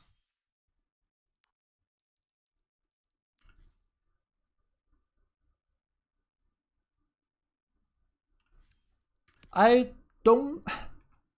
It can be, like, it can depend on your tank. I don't necessarily know if you have to play slow with Hog and fast with dive. Like, a lot of dive play is just slow, because, like, if you have a Winston here, your Winston would initially jump this high ground, and then it would look at the amount of damage they have. Then Winston might chill around here, maybe poke a little bit, wait for point to unlock, wait for the Genji to get a good position, like start to go over the roof, or let's say the Tracer goes over here and then sets up, and then you have like a DPS angle here, your Winston here, your Genji going over, and once everyone has angles, then you go ahead and make a dive, and then it trades cooldowns with you, and then you probably leave, and then you set up again, and then you dive, and now maybe they don't have cooldown, then they die, right? So it takes time, even with the dive. A lot of the time people think about dive as just being fast. No. A lot of comps can be fast. Brawl, dive, heck, even poke comps, which don't really exist anymore, but like can be fast, right? The speed is not something that's inherent to the characters. It's about the circumstances that they are putting themselves into. If you are at a disadvantage, you want to play fast. If you are at an advantage, you want to play slow because you want to leverage that, right? A good example is just Reinhardt versus Sigma. If the Reinhardt is far away from the Sigma wants to play slow and the Reinhardt wants to play fast. Because if the Reinhardt doesn't play fast in that situation, he's just gonna slowly lose because he's disadvantaged at that range. If the Reinhardt is close and the Sigma is, if the Reinhardt is close to the Sigma, also hello. Why is my internet dropping frames for the first time ever? Oh, it's because my internet cut off. Ah, that's the first time this ever happened. Hello, I'm not live, am I? I shouldn't be live anymore. Wait, what's happening? Hello, am I still live? What? It was telling me I had zero frames. Huh? That's weird.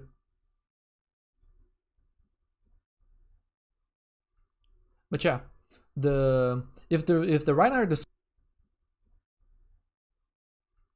But yeah, if the Reinhardt discloses Sigma, suddenly the Sigma is the one that has to play fast, right? Because the Sigma is just gonna slowly lose to the Reinhardt brawl, because the Reinhardt brawl up close is just better, right? And the Reinhardt wants to play slow because he just has the advantage there. So as long as he doesn't get rocked and burst, he's just gonna win, right? So speed is very contextual. So I don't know how much. I don't know how much I would. How many stocks I guess I would put, like how much faith I would put in that statement, like how many stocks I guess I would put, like how much faith I would put in that statement, like I don't really know. I don't really know where I was going with that sentence. And again, I have theoretically disconnected the stream, but weird.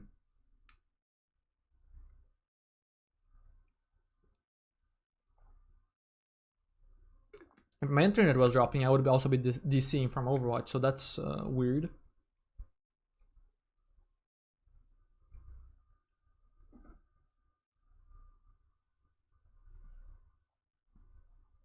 So yeah. Now, I will say, looking at your team comp is very important as to how you play, right?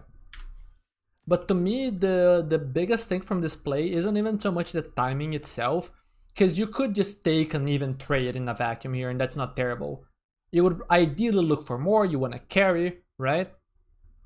Now you have to be careful about that, because if you try too hard to do everything, then you're gonna fail at doing everything and you're just gonna do worse than if you try to do less, right? I'm not advocating for you to try to 1v5 or anything like that.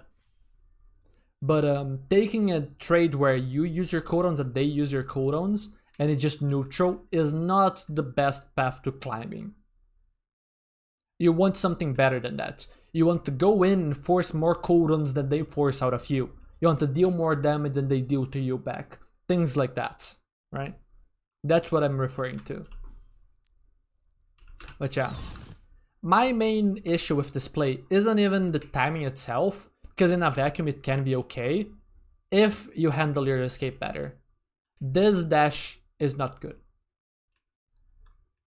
If you go here, you're still annoying the backline. You still have dash. They still have to worry about you. They cannot walk up, ignore you, etc.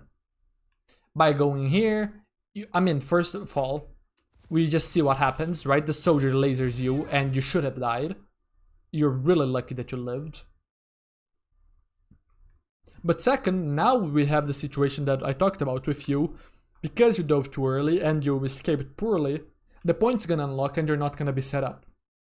So now your team is just at a massive disadvantage.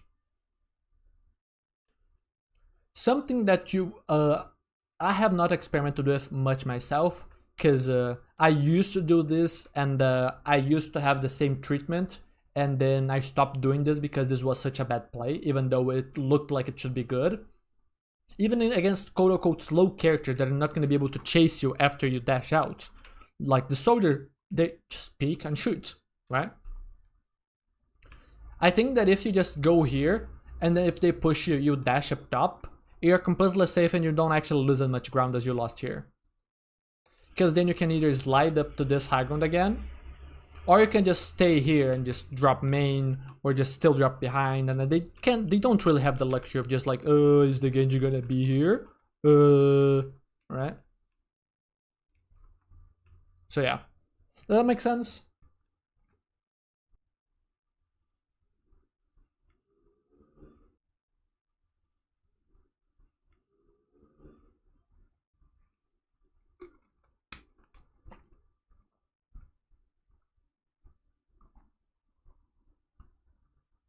The play itself seems fine, the timing on the fight is a little bit early, but even then, you could still make this play work if you wanted to, if you just handle the escape, right, a little bit better, right? Not even just stay a little bit longer, just like properly run, right? Like if you run towards here, this is not the greatest, they can chase you in theory here, so probably this is the best escape. But yeah, this is why I don't think that this dive is all that good to default to. A lot of what I'm doing right now is giving you more credit than you should have, because it has been you went for this dive like you start climbing here, the moment that tab unlocks and you can see the full enemy comp, you have had like basically zero time to really think how worth this is, right? You don't really have really a good idea of where the enemy is. You did not stop to look behind to see where your team is, to see if this was a well-timed dive, etc. Right now, this is just like a dive that's purely focused on Genji and Genji alone. Am I putting Genji on the right range? Am I gonna hit my shots or not? It's a very biased is not the greatest word. Tunnel visions, like what I'm thinking about is just like a horse that has like those what's the name? Is it blinders or something like that? That makes it so the horse can only see in front of him, or something like that. He can't see his surroundings or anything like that. That's what this feels to me, right?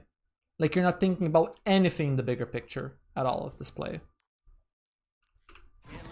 and that to me is the most concerning part. Not even this, right?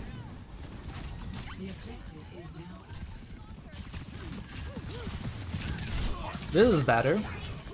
Better timed around the point unlock. Better timed around your team's timing.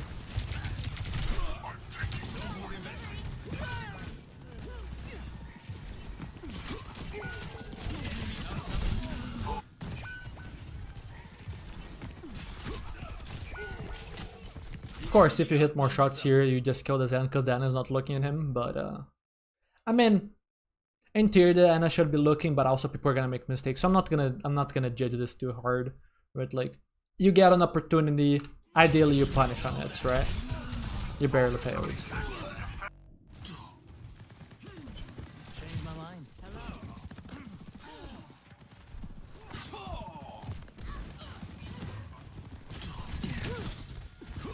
But yeah, here too, just like I feel like you're trying to get too fancy.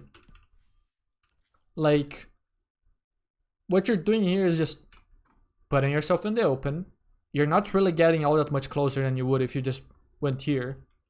But now you lose all ability to control the timing, because if the Sojourn isn't here, you just lose your deflects because they just look at you and shoot you.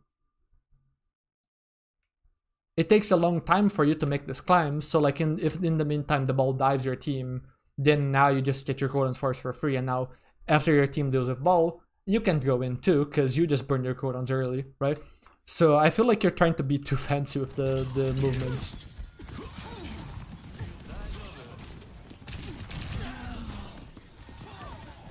This is good. You're winning space. And there you go, right? This I really liked.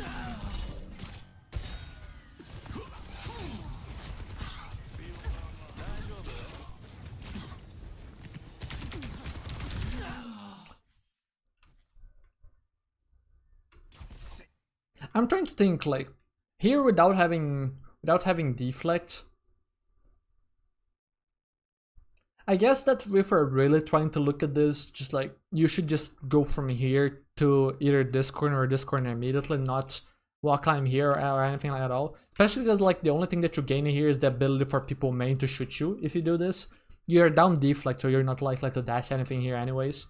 So I guess that this is worth talking about. Although this is not like the big concept that I'm looking for to give as feedback. But it is just like something that if you wanted to in theory you could look at, right? Like, but yeah, like this is what you're doing really well now. You're closing the gap on these players little bit surely. You're doing so around your team's timing of when they are taking space, right? You're leveraging your close range advantage against these guys, right? Because the thing is, once you close the gap, you are going to have an advantage in the fights. You're going to force more resources than you're gonna use. You're gonna deal more damage that you're gonna deal back to you. So either they give space or they just give resources. They are pretty much always forced to give you something if you just close the gap and stuff like that and do the process properly. You don't get poked out too much. So this is a match where in a vacuum might be looking like Genji just gets a 4 too much. So this is a match where in a vacuum might be looking like Genji just gets a 4K every fight. It's not really. Genji does the job of an off-tank, right? Or just like a full-out tank, if you want to talk about here. If you don't want to use like Overwatch 1 comparisons or whatever, right? Just like, he's just gonna be taking a bunch of space from the enemy team until they are forced to fight, at which point you have an advantage. Right? Like the enemy team does not have a flex DPS, so how could they properly mark you, right? If you do everything properly. So this interaction right now, the amount of space that your team won, the Zen kill and everything, is just like, it's all exactly what you would want from your Genji. Right. Not the dive because, oh, they have such a vulnerable backline, so I'm gonna dive 1v4. It's no, this just there's a patient space taking and stuff like that. I am restored. Pass it, Iris.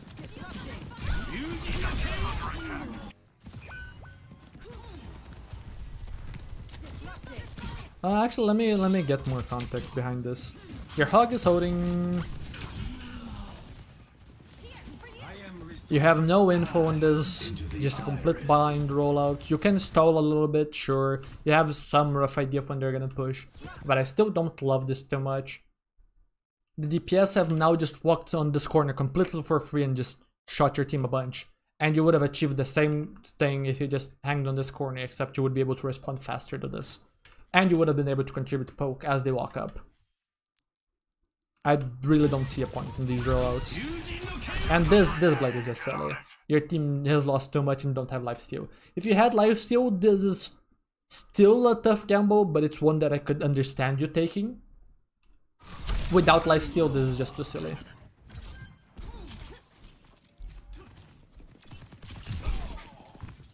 Yep, take the space, he has to run. He's going to just do this type of plays where he slows you down, but you're going to eventually get the space. He cannot deny you from it. And you can see right here, this soldier that used to be poking from here, backed up, backed up, backed up, right? Just as you walk, that's your aura. And boom, the moment that the enemy team steps up too far and something like that, you punish. Perfect.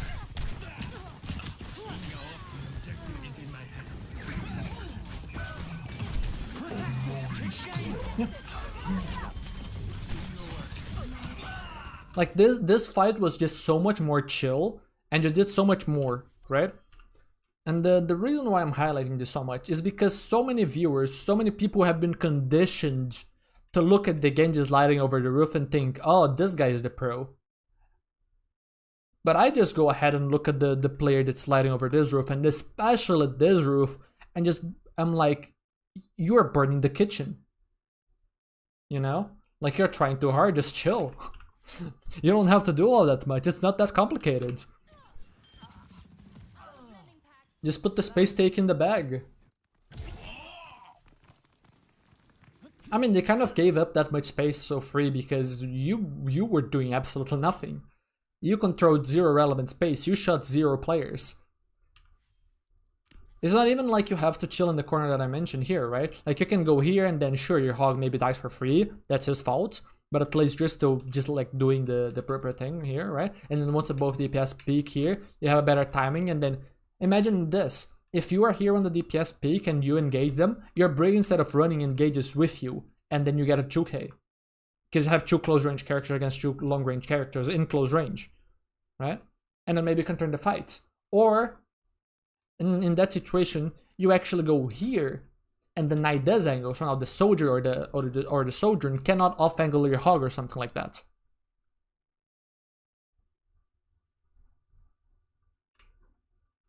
Right?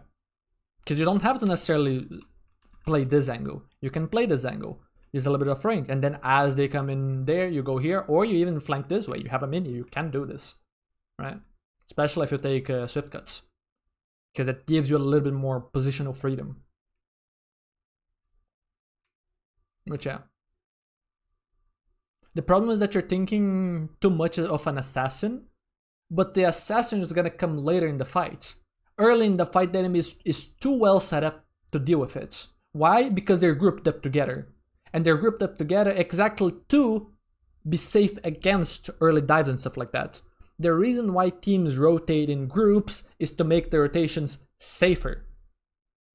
And once they get to par positions, right? Once the enemy team like rotates as a group here and maybe earns the high ground, and now the Ana can sit here and stuff like that, now people are going to start looking to take angles to be able to break through the defensive hold that the enemy team has over the points.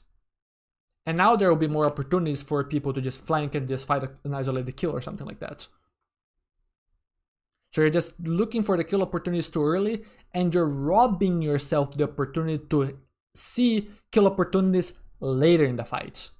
That's why in the fights where you tried to do less, you just chilled and went here, you just kind of got handed fight wins. Because the moment that someone isolated, up, dash in, kill, boom. You know?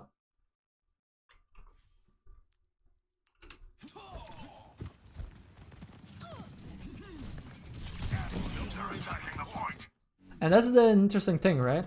Like, this was incredible discipline from you. Good job. No holding back.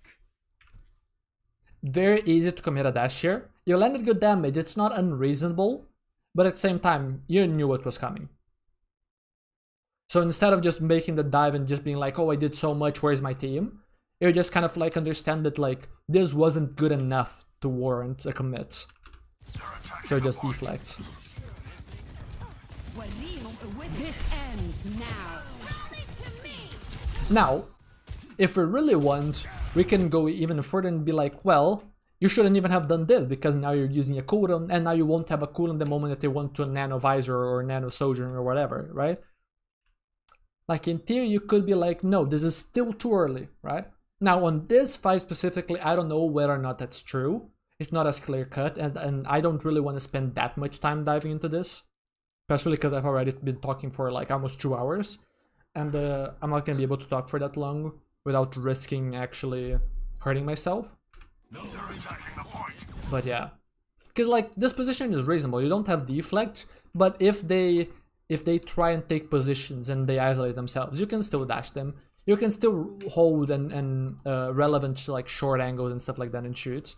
And if someone gets low, like in this case, if someone on your team called Zen being low or something like that here, then you could actually commit, because you are in a position that's close enough, right? But yeah. That is the cost of not having deflect, right? It's not even a terrible idea to fight here, you kind of have to. I mean, in theory, your team can fully back up and give the enemy team the point, but with the position that your team had, you can't really disengage that. So you kind of have to actually commit a dash.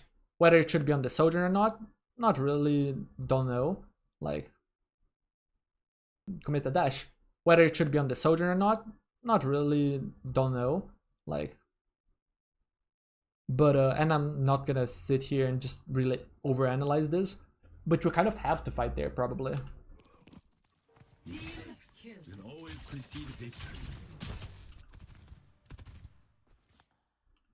I don't think it is the deflect buff. Because from what you typed on Discord, right, you talked about mechanics. If you did, yeah. Ever engage if just fell short mechanics. From what you typed on Discord, right, you talked about mechanics. If you did, yeah. Ever engage if just fell short mechanically. That is a really, really dangerous trap. Because yes, Genji is a character that if you can scale her mechanics high enough, you can make some incredible plays. But it's also, you have to know what is reasonable and what isn't. And if you look at the very first dive in the game and you punch yourself, right? You beat yourself up, right? That is the correct expression. I guess you get what I mean if I say punch accidentally, but like I was trying to remind myself of what the actual expression was. It was beat. If you beat yourself up for not getting a Zen kill there, you're looking at the wrong thing. Simon, you can submit the stuff on Discord. I don't think I'm gonna get to any more VODs today because I've already been talking for almost 2 hours, but yeah.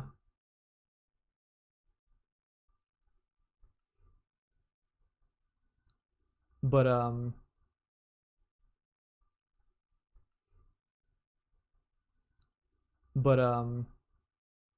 it's not what you should be beating yourself up for. And a lot of the times that Genji players think that they failed mechanically, they didn't. They failed somewhere else. It can be hard to know because you can usually look at some most plays and just be like, if I play better mechanically because of the way that Genji and dash resets function. But again, that's why it's so dangerous. Just because in theory you could hit a triple headshots dash melee does not mean that it is reasonable to expect yourself to be able to do that.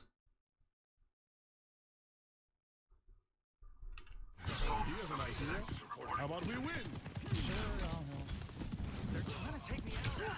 Yep, great. By existing here, you prevent enemy team from playing Ghost, and then you also try and engage us the moment that they show vulnerability, if they do show. So this is great.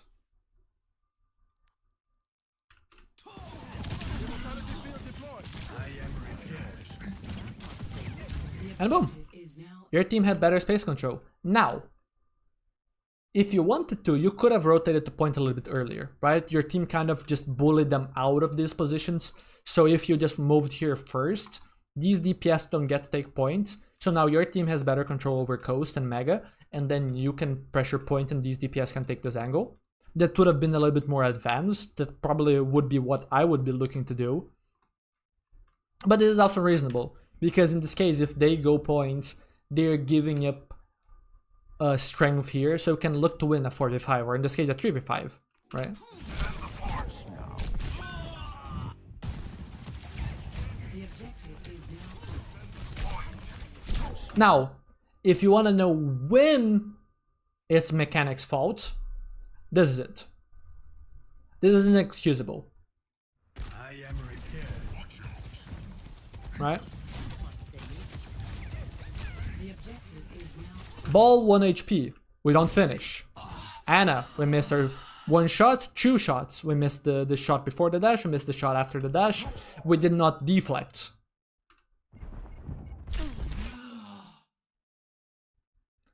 That's where mechanics play. That's the first time in the entire game, I think, that I would be like, yeah, no, mechanics fault. And that's something that you really shouldn't be missing. Like, these are not that hard. I'm not even asking you to like immediately kill ball. I'm asking you to not get hit by sleep. Right?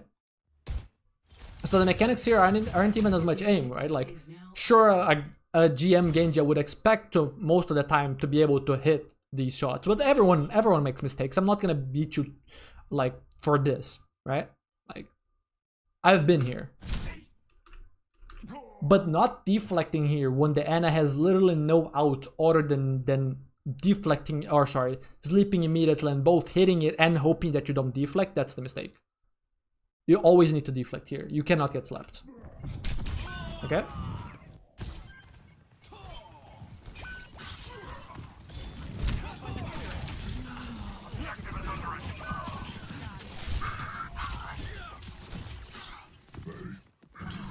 How do we close the gap? Nope, not this.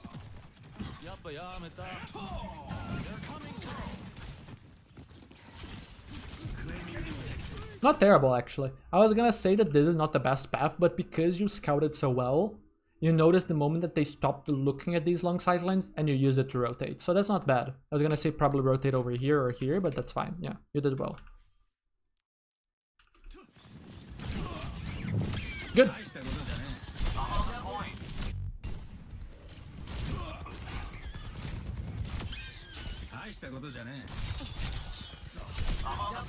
And this is a good push because your team is pushing points, so it's well timed this time. They showed more of a vulnerability than did on the other dive, right? You have much more info to go off of in this case, right? You have better escape routes that if you want, etc., etc. So this time, this is actually very good to go for this. And this time you also hit more shots, so you get to even go for the Zen kill.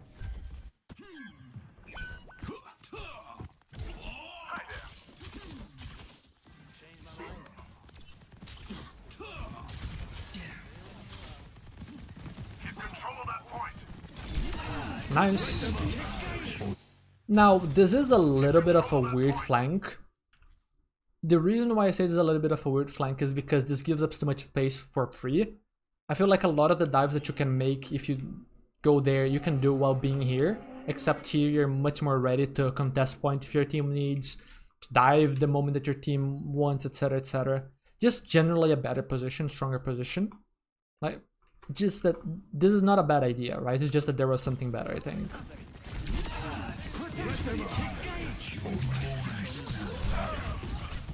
Yeah, right? It's just that there was something better, I think.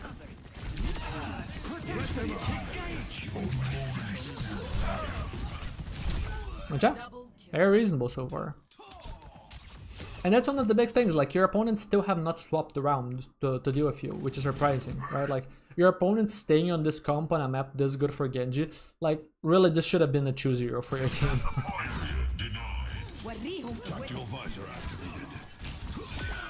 Because the enemy team isn't even playing particularly well to just like prevent you from making the plays, right? Like it's prevent you from making the plays, right? Like it's like they just have nobody to stop you from just taking infinite space and threatening infinite kills.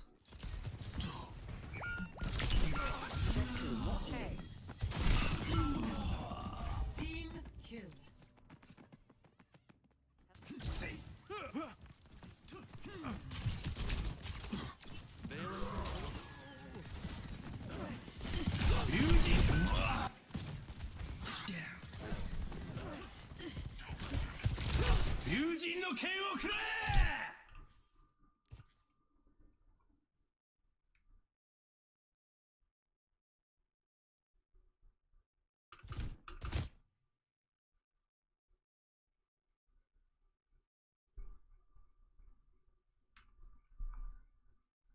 Just chill. Just chill.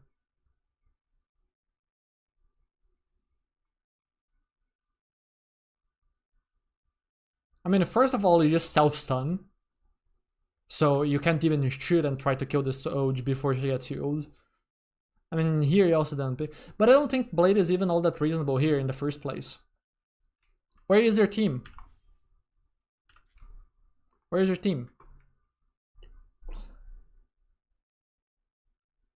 Are you getting follow-up? Anytime soon. Is anybody gonna have any cooldowns forced at this point in the fight?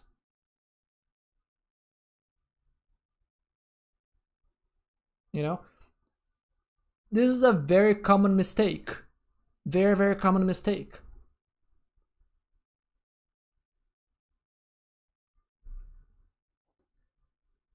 The game is played through the first-person perspective of your character. You spend so much time. The game is played through the first-person perspective of your character. You spend so much time perfecting all the different things about your character that you can do. The mechanics, the cooldown usage, the ultimate, etc, etc, etc. Right?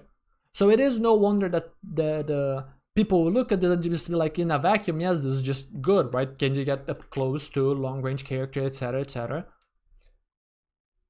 But what is your team doing at this point? You don't have to commit here. You already did your job. You take the space from the Sojourn with the dash. You don't have to commit here. You already did your job. You take the space from the Sojourn with the dash, and you just chill behind this corner. Maybe walk climb here. Wait for your team to pressure points.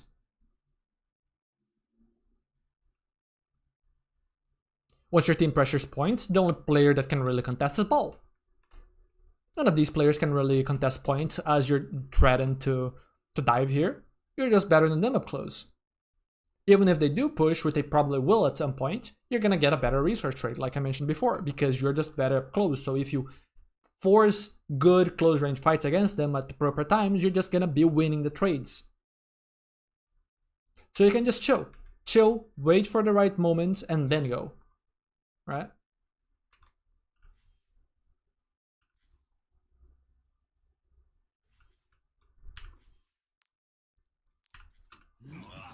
Yeah. It is a reasonable thought process. But I also really like the fact that you said this, because it gives me a deeper insight into who you are as a player and the types of things that you're prone to thinking about. And that's very important. Very, very important. Because if in this situation, what you're thinking about is, oh shoot, I did not kill Soj, I really need the Soj kill, then there are some very important fundamentals of the game that you need to practice. In this case, the awareness. Awareness of where your team is, awareness of the moment of the fight that you're engaging, and the likelihood that you can get a kill here, etc. I'm not saying that you can't go for kills.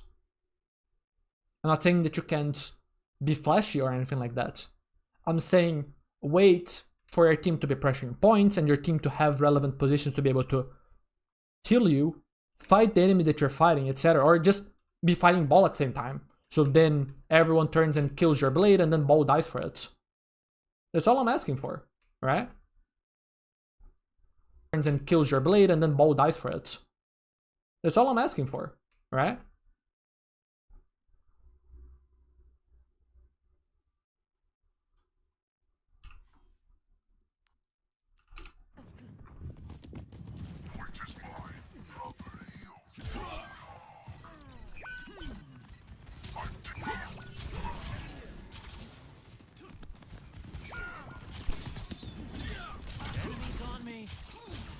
And here's the interesting thing, right? Like here, because your team is dead, you realize that you can't really fight this guy because this guy probably gets help and you don't. But you read that in this situation and on the other, right? And that's where you need to correct yourself and be like, why am I misreading those situations so often? Is it because I'm just rushing? Like, what is going on? Because I don't buy it that you don't understand these concepts, right? You're a GM player. And you have showcased in other situations that you know what you're supposed to do. So something is causing you to do this. It could very well just be that because you see other Genji players go for these rollouts and actually make them work, that you're pressuring this, right? It could very well just be that the culture on the character is just making you think that you're not accurate enough, you're not fast enough, etc. So you go for the plays that you see other Genji players, higher ranked Genji players go for, right? And think that you should be able to do those too. When that's not necessarily the best path for you to climb. And oftentimes those players are just making bad plays work because they just practice their mechanics so damn much. And also you're just picking a, like especially in the case of montages, it's just like a biased sample size because it's only going to be the good stuff, right? So here I'm digging a little bit deep, and then in this case it's just a guess. But I don't think it's your understanding of the game that's causing this. I think that it's just something like that, just like a, what's the name of it? Just like, you know when like the quote-unquote devil in your shoulder just like whispers to you that like you should go for the one shot or something like that. It's those intrusive thoughts essentially, right? That's the words we're looking for, intrusive thoughts. I believe that that's what's causing you to make these things. Like you're so used to just looking at this map and just being like, juicy rollouts and stuff like that, that you're focusing too much on these skills and you're thinking too much about the matchups and their vulnerabilities to think about the context of the actual game. Like if you're playing against more Lucio here, I wouldn't be surprised if you play this match better, despite the matchup being worse. You know? Because of the consequences of what that would cause in your mindset. So that's one guess as to what is happening with your gameplay, you know? Because I don't buy that you are just dumb and you don't understand the concepts, right? This ends now.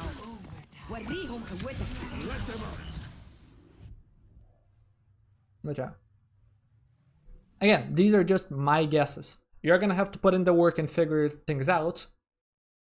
But I've given you the review, right? You have the tools, just, and again, you know yourself.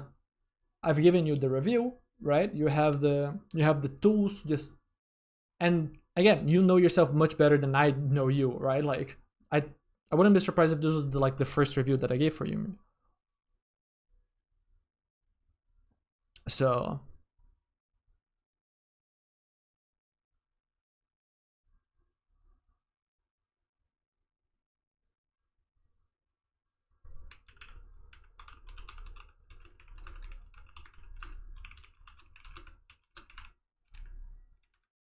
it's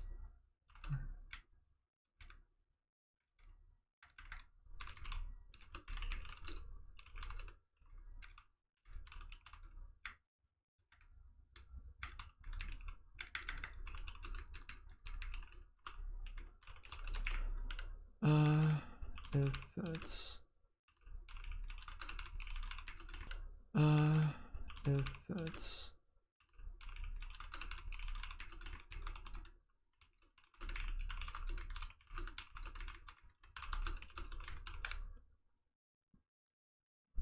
okay.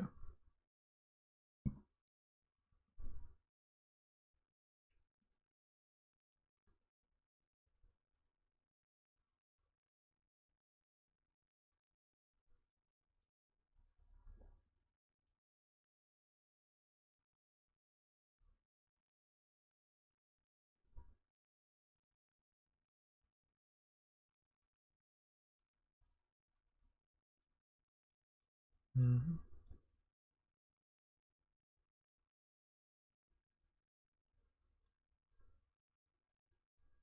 Okay. Um.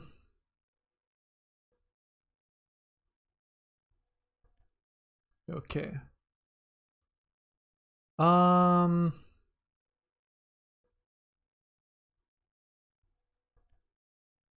The review. I ended up getting a lot more involved in the review, and this is why I talked to you about like I usually enjoy the higher rank reviews more because I get to dive into more of the nuances that make me really love this game.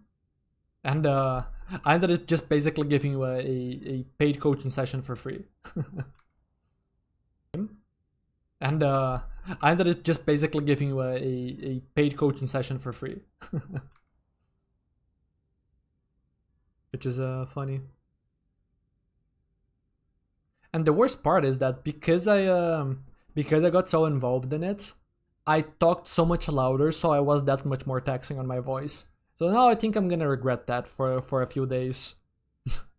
I'm gonna regret that. Few days.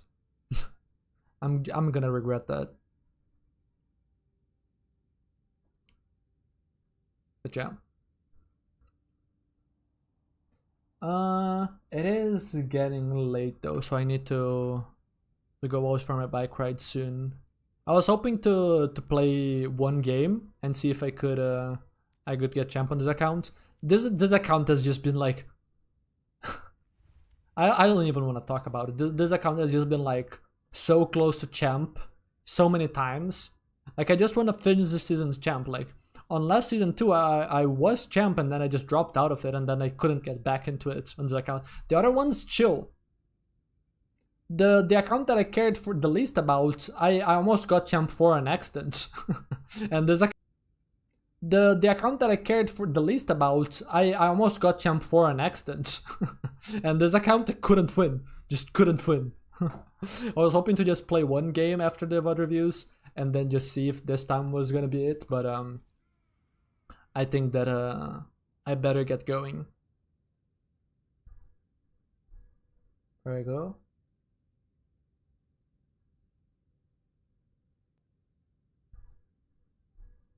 There I go.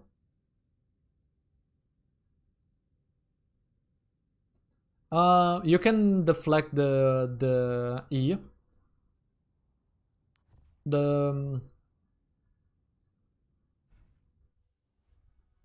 No, the hero is good. They have buffed her to the point where she can have like a positive win rate in GM/champ.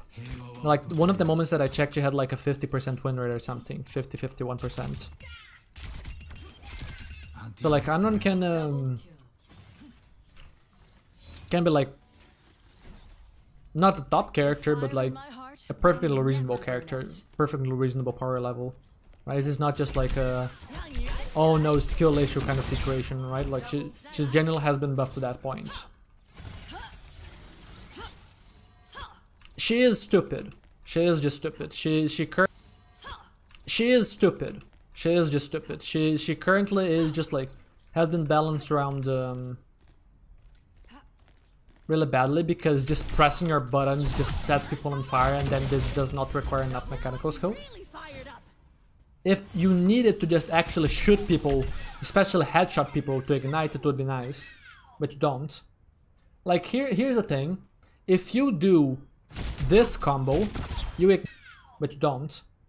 Like here's the thing: if you do this combo, you ignite. I didn't even use my E. A lot of Anrons are gonna make the mistake, and I am saying mistake, but you guys are gonna be surprised to hear that that's a mistake because you're gonna be getting destroyed anyways. Because the thing is, if you do this combo, they are already burning with like tier 2 before they press E. But a lot of the Anrons are not very good. And so they're gonna do this, and only then they're gonna burn you. Only then. And you're still gonna be hard losing. Because the matchup is kind of stupid at close range, because they're over hitbox and the way your cooldowns currently function. I don't know how often I'm gonna do these VOD reviews on stream though, Simon.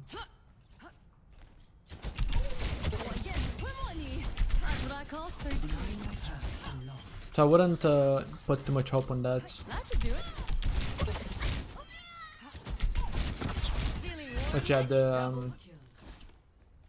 one of the most important things for you is to just analyze the way that the average Anron plays. Right? The way that the average Anron plays is probably gonna be something like this into E. And then you can parry that so she doesn't get the healing, she does not get the burn buildup, and then she's gonna be expecting to be able to immediately burn you, and then you can hopefully deal some damage to her. You're probably still in a losing matchup because, again, the hitbox is just stupid. Just very, very stupid. But, realistically, it's a matchup that you kind of can't really take. You kind of just have to give space infinitely and maybe punish really take. You kind of just have to give space infinitely and maybe punish her if she overextends on your team or stuff like that. Because a lot of Anrons are just gonna do this and this and this, thinking that this is a good cycle. No, it isn't. It takes 16 seconds for them to get both dashes back, and this barely does any damage. This is kind of like a Genji just doing this. It's not good. But a lot of Anrons players are gonna do that because they don't understand the character. Because the character has been pushed towards making this type of dumb engagements viable. Good Anron players will demolish you. I have a recorded match where I played Anron against Alvicate. Okay? This was when I wasn't even all that confident in Anron. I think I had like a positive win rate on her, but I wasn't even all that confident that I had reached close to her, close to what I wanted to get my skill level on her to be, and I destroyed him. Absolutely dumpstered him. We did not actually fight all that much. It was a map where he used a lot of verticality to just fight my supports and stuff like that. But if we were to come across close range, or even decently close, right, mid-range, etc., she just has faster projectiles, she can just threaten stuff better. I demolished him, and I wasn't even all that good at the time at Anron. It's stupid. And that's before a lot of the buffs. That's when I thought that Anron would be an interesting character.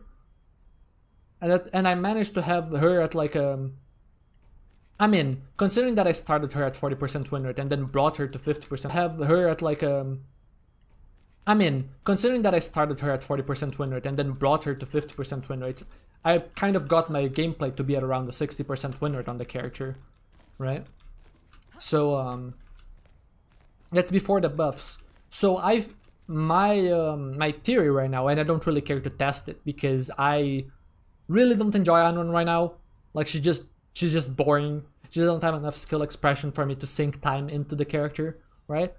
But I wouldn't be surprised if right now she was a sleeper pick that people just cannot play. They're just too dumb. But I wouldn't be surprised if right now she was a sleeper pick that people just cannot play. They're just too dumb. The community just does not understand the character. I'm pretty sure that I am one of the only players that actually bothered to learn how to properly play Anron when she released, and actually gave her enough thought and experimented enough with how she should play to actually learn the types of cycles, the type of positioning, type of timing, etc., that should go with her. A lot of players I just see stubbornly do like this and this, and just think that this is the character, and it really isn't. But again, even if you play her properly, there isn't enough juice from the character to be interesting to play for a long time. So yeah. Too much pressure? So I don't really care to just test the theory that she's just like secretly broken or anything like that in this patch.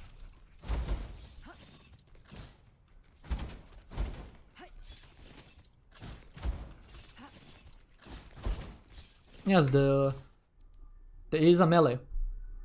That's why you can deflect it. Yes, the E is a melee. That's why you can deflect it. Deflect and parry melees. Deflect and parry melees. So the info panels like this, you just press F1, you hover. Very useful. You can learn about different character matchups and stuff like that. Etc.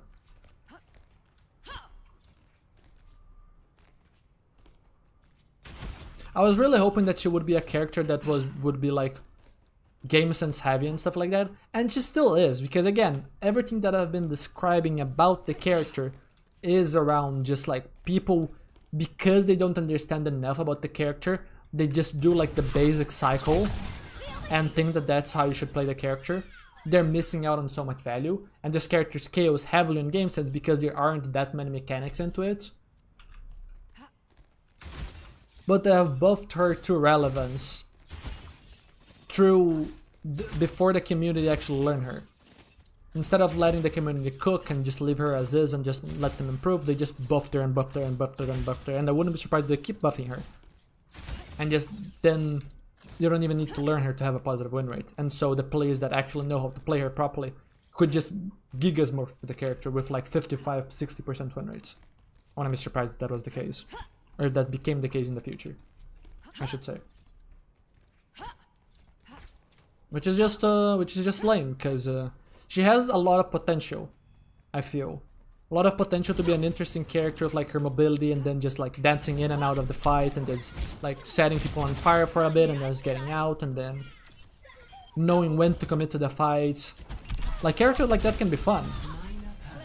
You wanna know who it reminds me? Winston.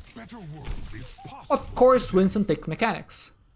And in fact, a lot of people underrate the mechanics that this character takes. From hitting all of your snipes, to properly landing like the jump on top of them for max damage and sneaking in a right click in there and stuff like that. I was watching some Masters Winston gameplay yesterday, and it surprised me just how bad the player was with the mechanics. I'm not gonna say who it is, but it really surprised me how bad the player was with the mechanics of the character. How much more they could do with the character that quote-unquote does not require mechanics. Because guess what? Winston requires a lot of mechanics. But it really reminds me of Anran. It's a character that heavily scales on game sense, and not as much on mechanics, even though they still have a mechanical requirement, right? But while they succeeded with Winston, they currently have failed with Anran. And I don't have contact with Blizzard at the moment, nor am I interested in working through the mess that Anran currently is if I had contact with Blizzard to talk to them about it. I've talked a little bit of Spylo about my thoughts on Anran, but like I didn't really go crazy, especially because a lot of what he says is a lot of what I've been thinking about already, so I don't think that it's worth my time.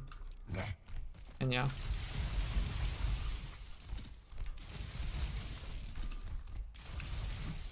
One day,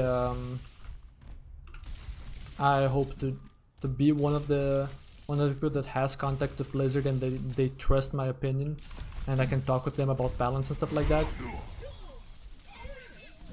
Because I feel like I'm one of the few people that actually is reasonable to have the type of I wouldn't say power, I would say contacts, right?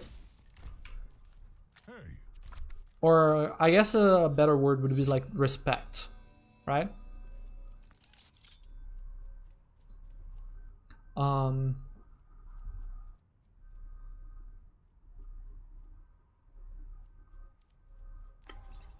What do I want to say? Because I mean, I'm not a lot of people know, but I've studied game design for a long time. Not in university or anything like that, but I thought that I would do it on university or something like that. I thought that this was gonna be my career path. I've learned a lot of game design and level design, especially from when I played Mario Maker. I even won a competition, like I won $50 on a competition with one of my levels. Anyways, but even in terms of Overwatch, in terms of content creators and stuff like that, I feel like I'm one of the ones that understands the nuances and stuff of the game the best, and is the most fair in terms of like the criticism they provide and everything like that. So like, out of everyone that could in theory get in contact with Blizzard, like I feel like I would be one of the reasonable ones for them to consider listening to feedback, right? On the things that I believe I have enough knowledge on to bother them with my time, right? Etc. No, I did not play Splatoon.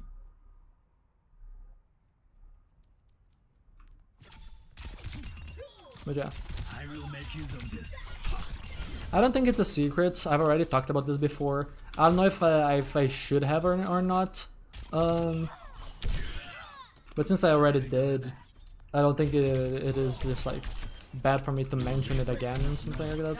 But Spilo already told me that like he recommended me to Blizzard as like a high rank player, just like a person that knows a lot about the game, for them to potentially get in contact with. And because Spilo was trying to make a push for more high-level players, analysts, etc., to get in contact with Blizzard, basically. Because he's just really passionate about the type of stuff, and being one of the people that Blizzard trusts, and on this topic specifically, and someone that heavily advocates for that type of stuff, he knows a lot of people that he would trust with that, and believes that Blizzard would too. And I was really happy to hear that I was the one that he knows a lot of people that he would trust with that, and believes that Blizzard would too. And I was really happy to hear that I was the one of the people that he recommended. But this is why I said that I haven't yet, like I have hope, you know? It's not just like me blindly just being like, oh no, yeah, no, I know enough about game design and stuff like that. It's just like, I have enough information to know that, yeah, no, realistically, if I put in the work, I could expect Blizzard to eventually just like be someone I could work with, you know? I wouldn't say just high rank players. Being high rank can be useful, but you have to be really careful about who. That's one of the main reasons why Spalo specifically mentioned analysts too. Being high rank does not necessarily equate being good at game design or anything like that. I just so happen to be a high rank player alongside being a coach, alongside also having years, almost a decade, maybe even more than a decade of studying game design.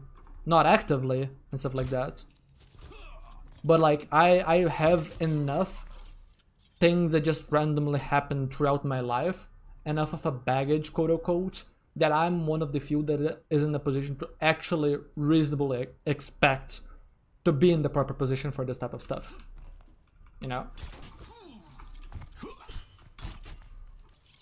A lot of people that believe they could don't actually understand enough nuances about game design and all those things, and are just genuinely naive when it comes to the difficulty of these things. And I'm not. If I was, I wouldn't be giving so many disclaimers.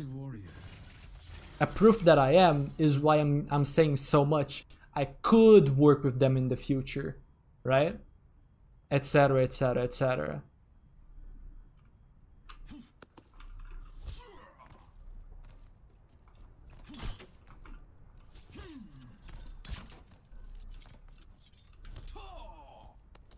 crazy how many content creators that are high ranked believe that they could just balance the game better than Blizzard, and they would do an atrocious job. They wouldn't kill the game. Overwatch is an incredibly hard to kill game, but they would make it so much worse.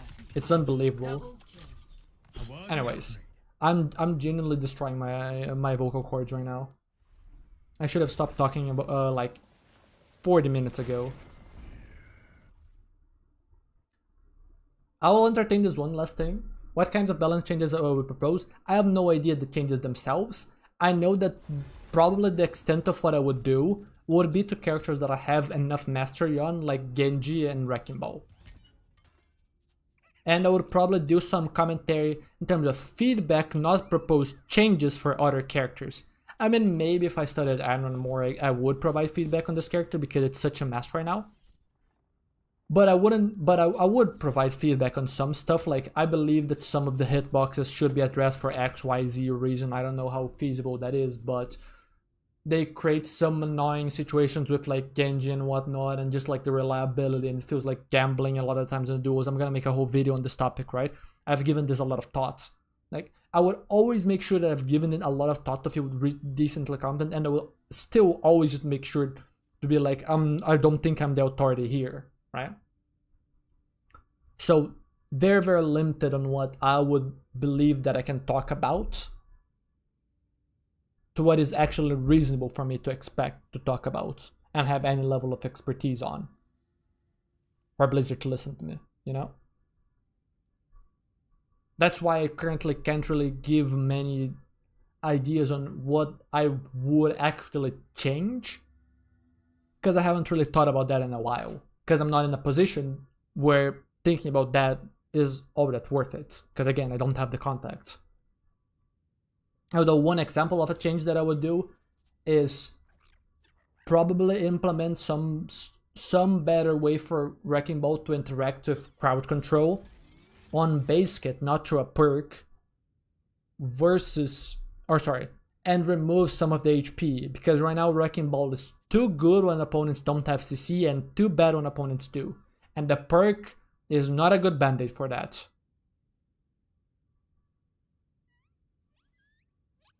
Talk to me in Discord DMs, Ren. I'm closing stream now. And I actually really need to do so now, because otherwise the sun's gonna set before I finish my ride. So yeah, have a good one, everyone. Bye-bye. I finished my ride. So yeah, have a good one, everyone. Bye-bye.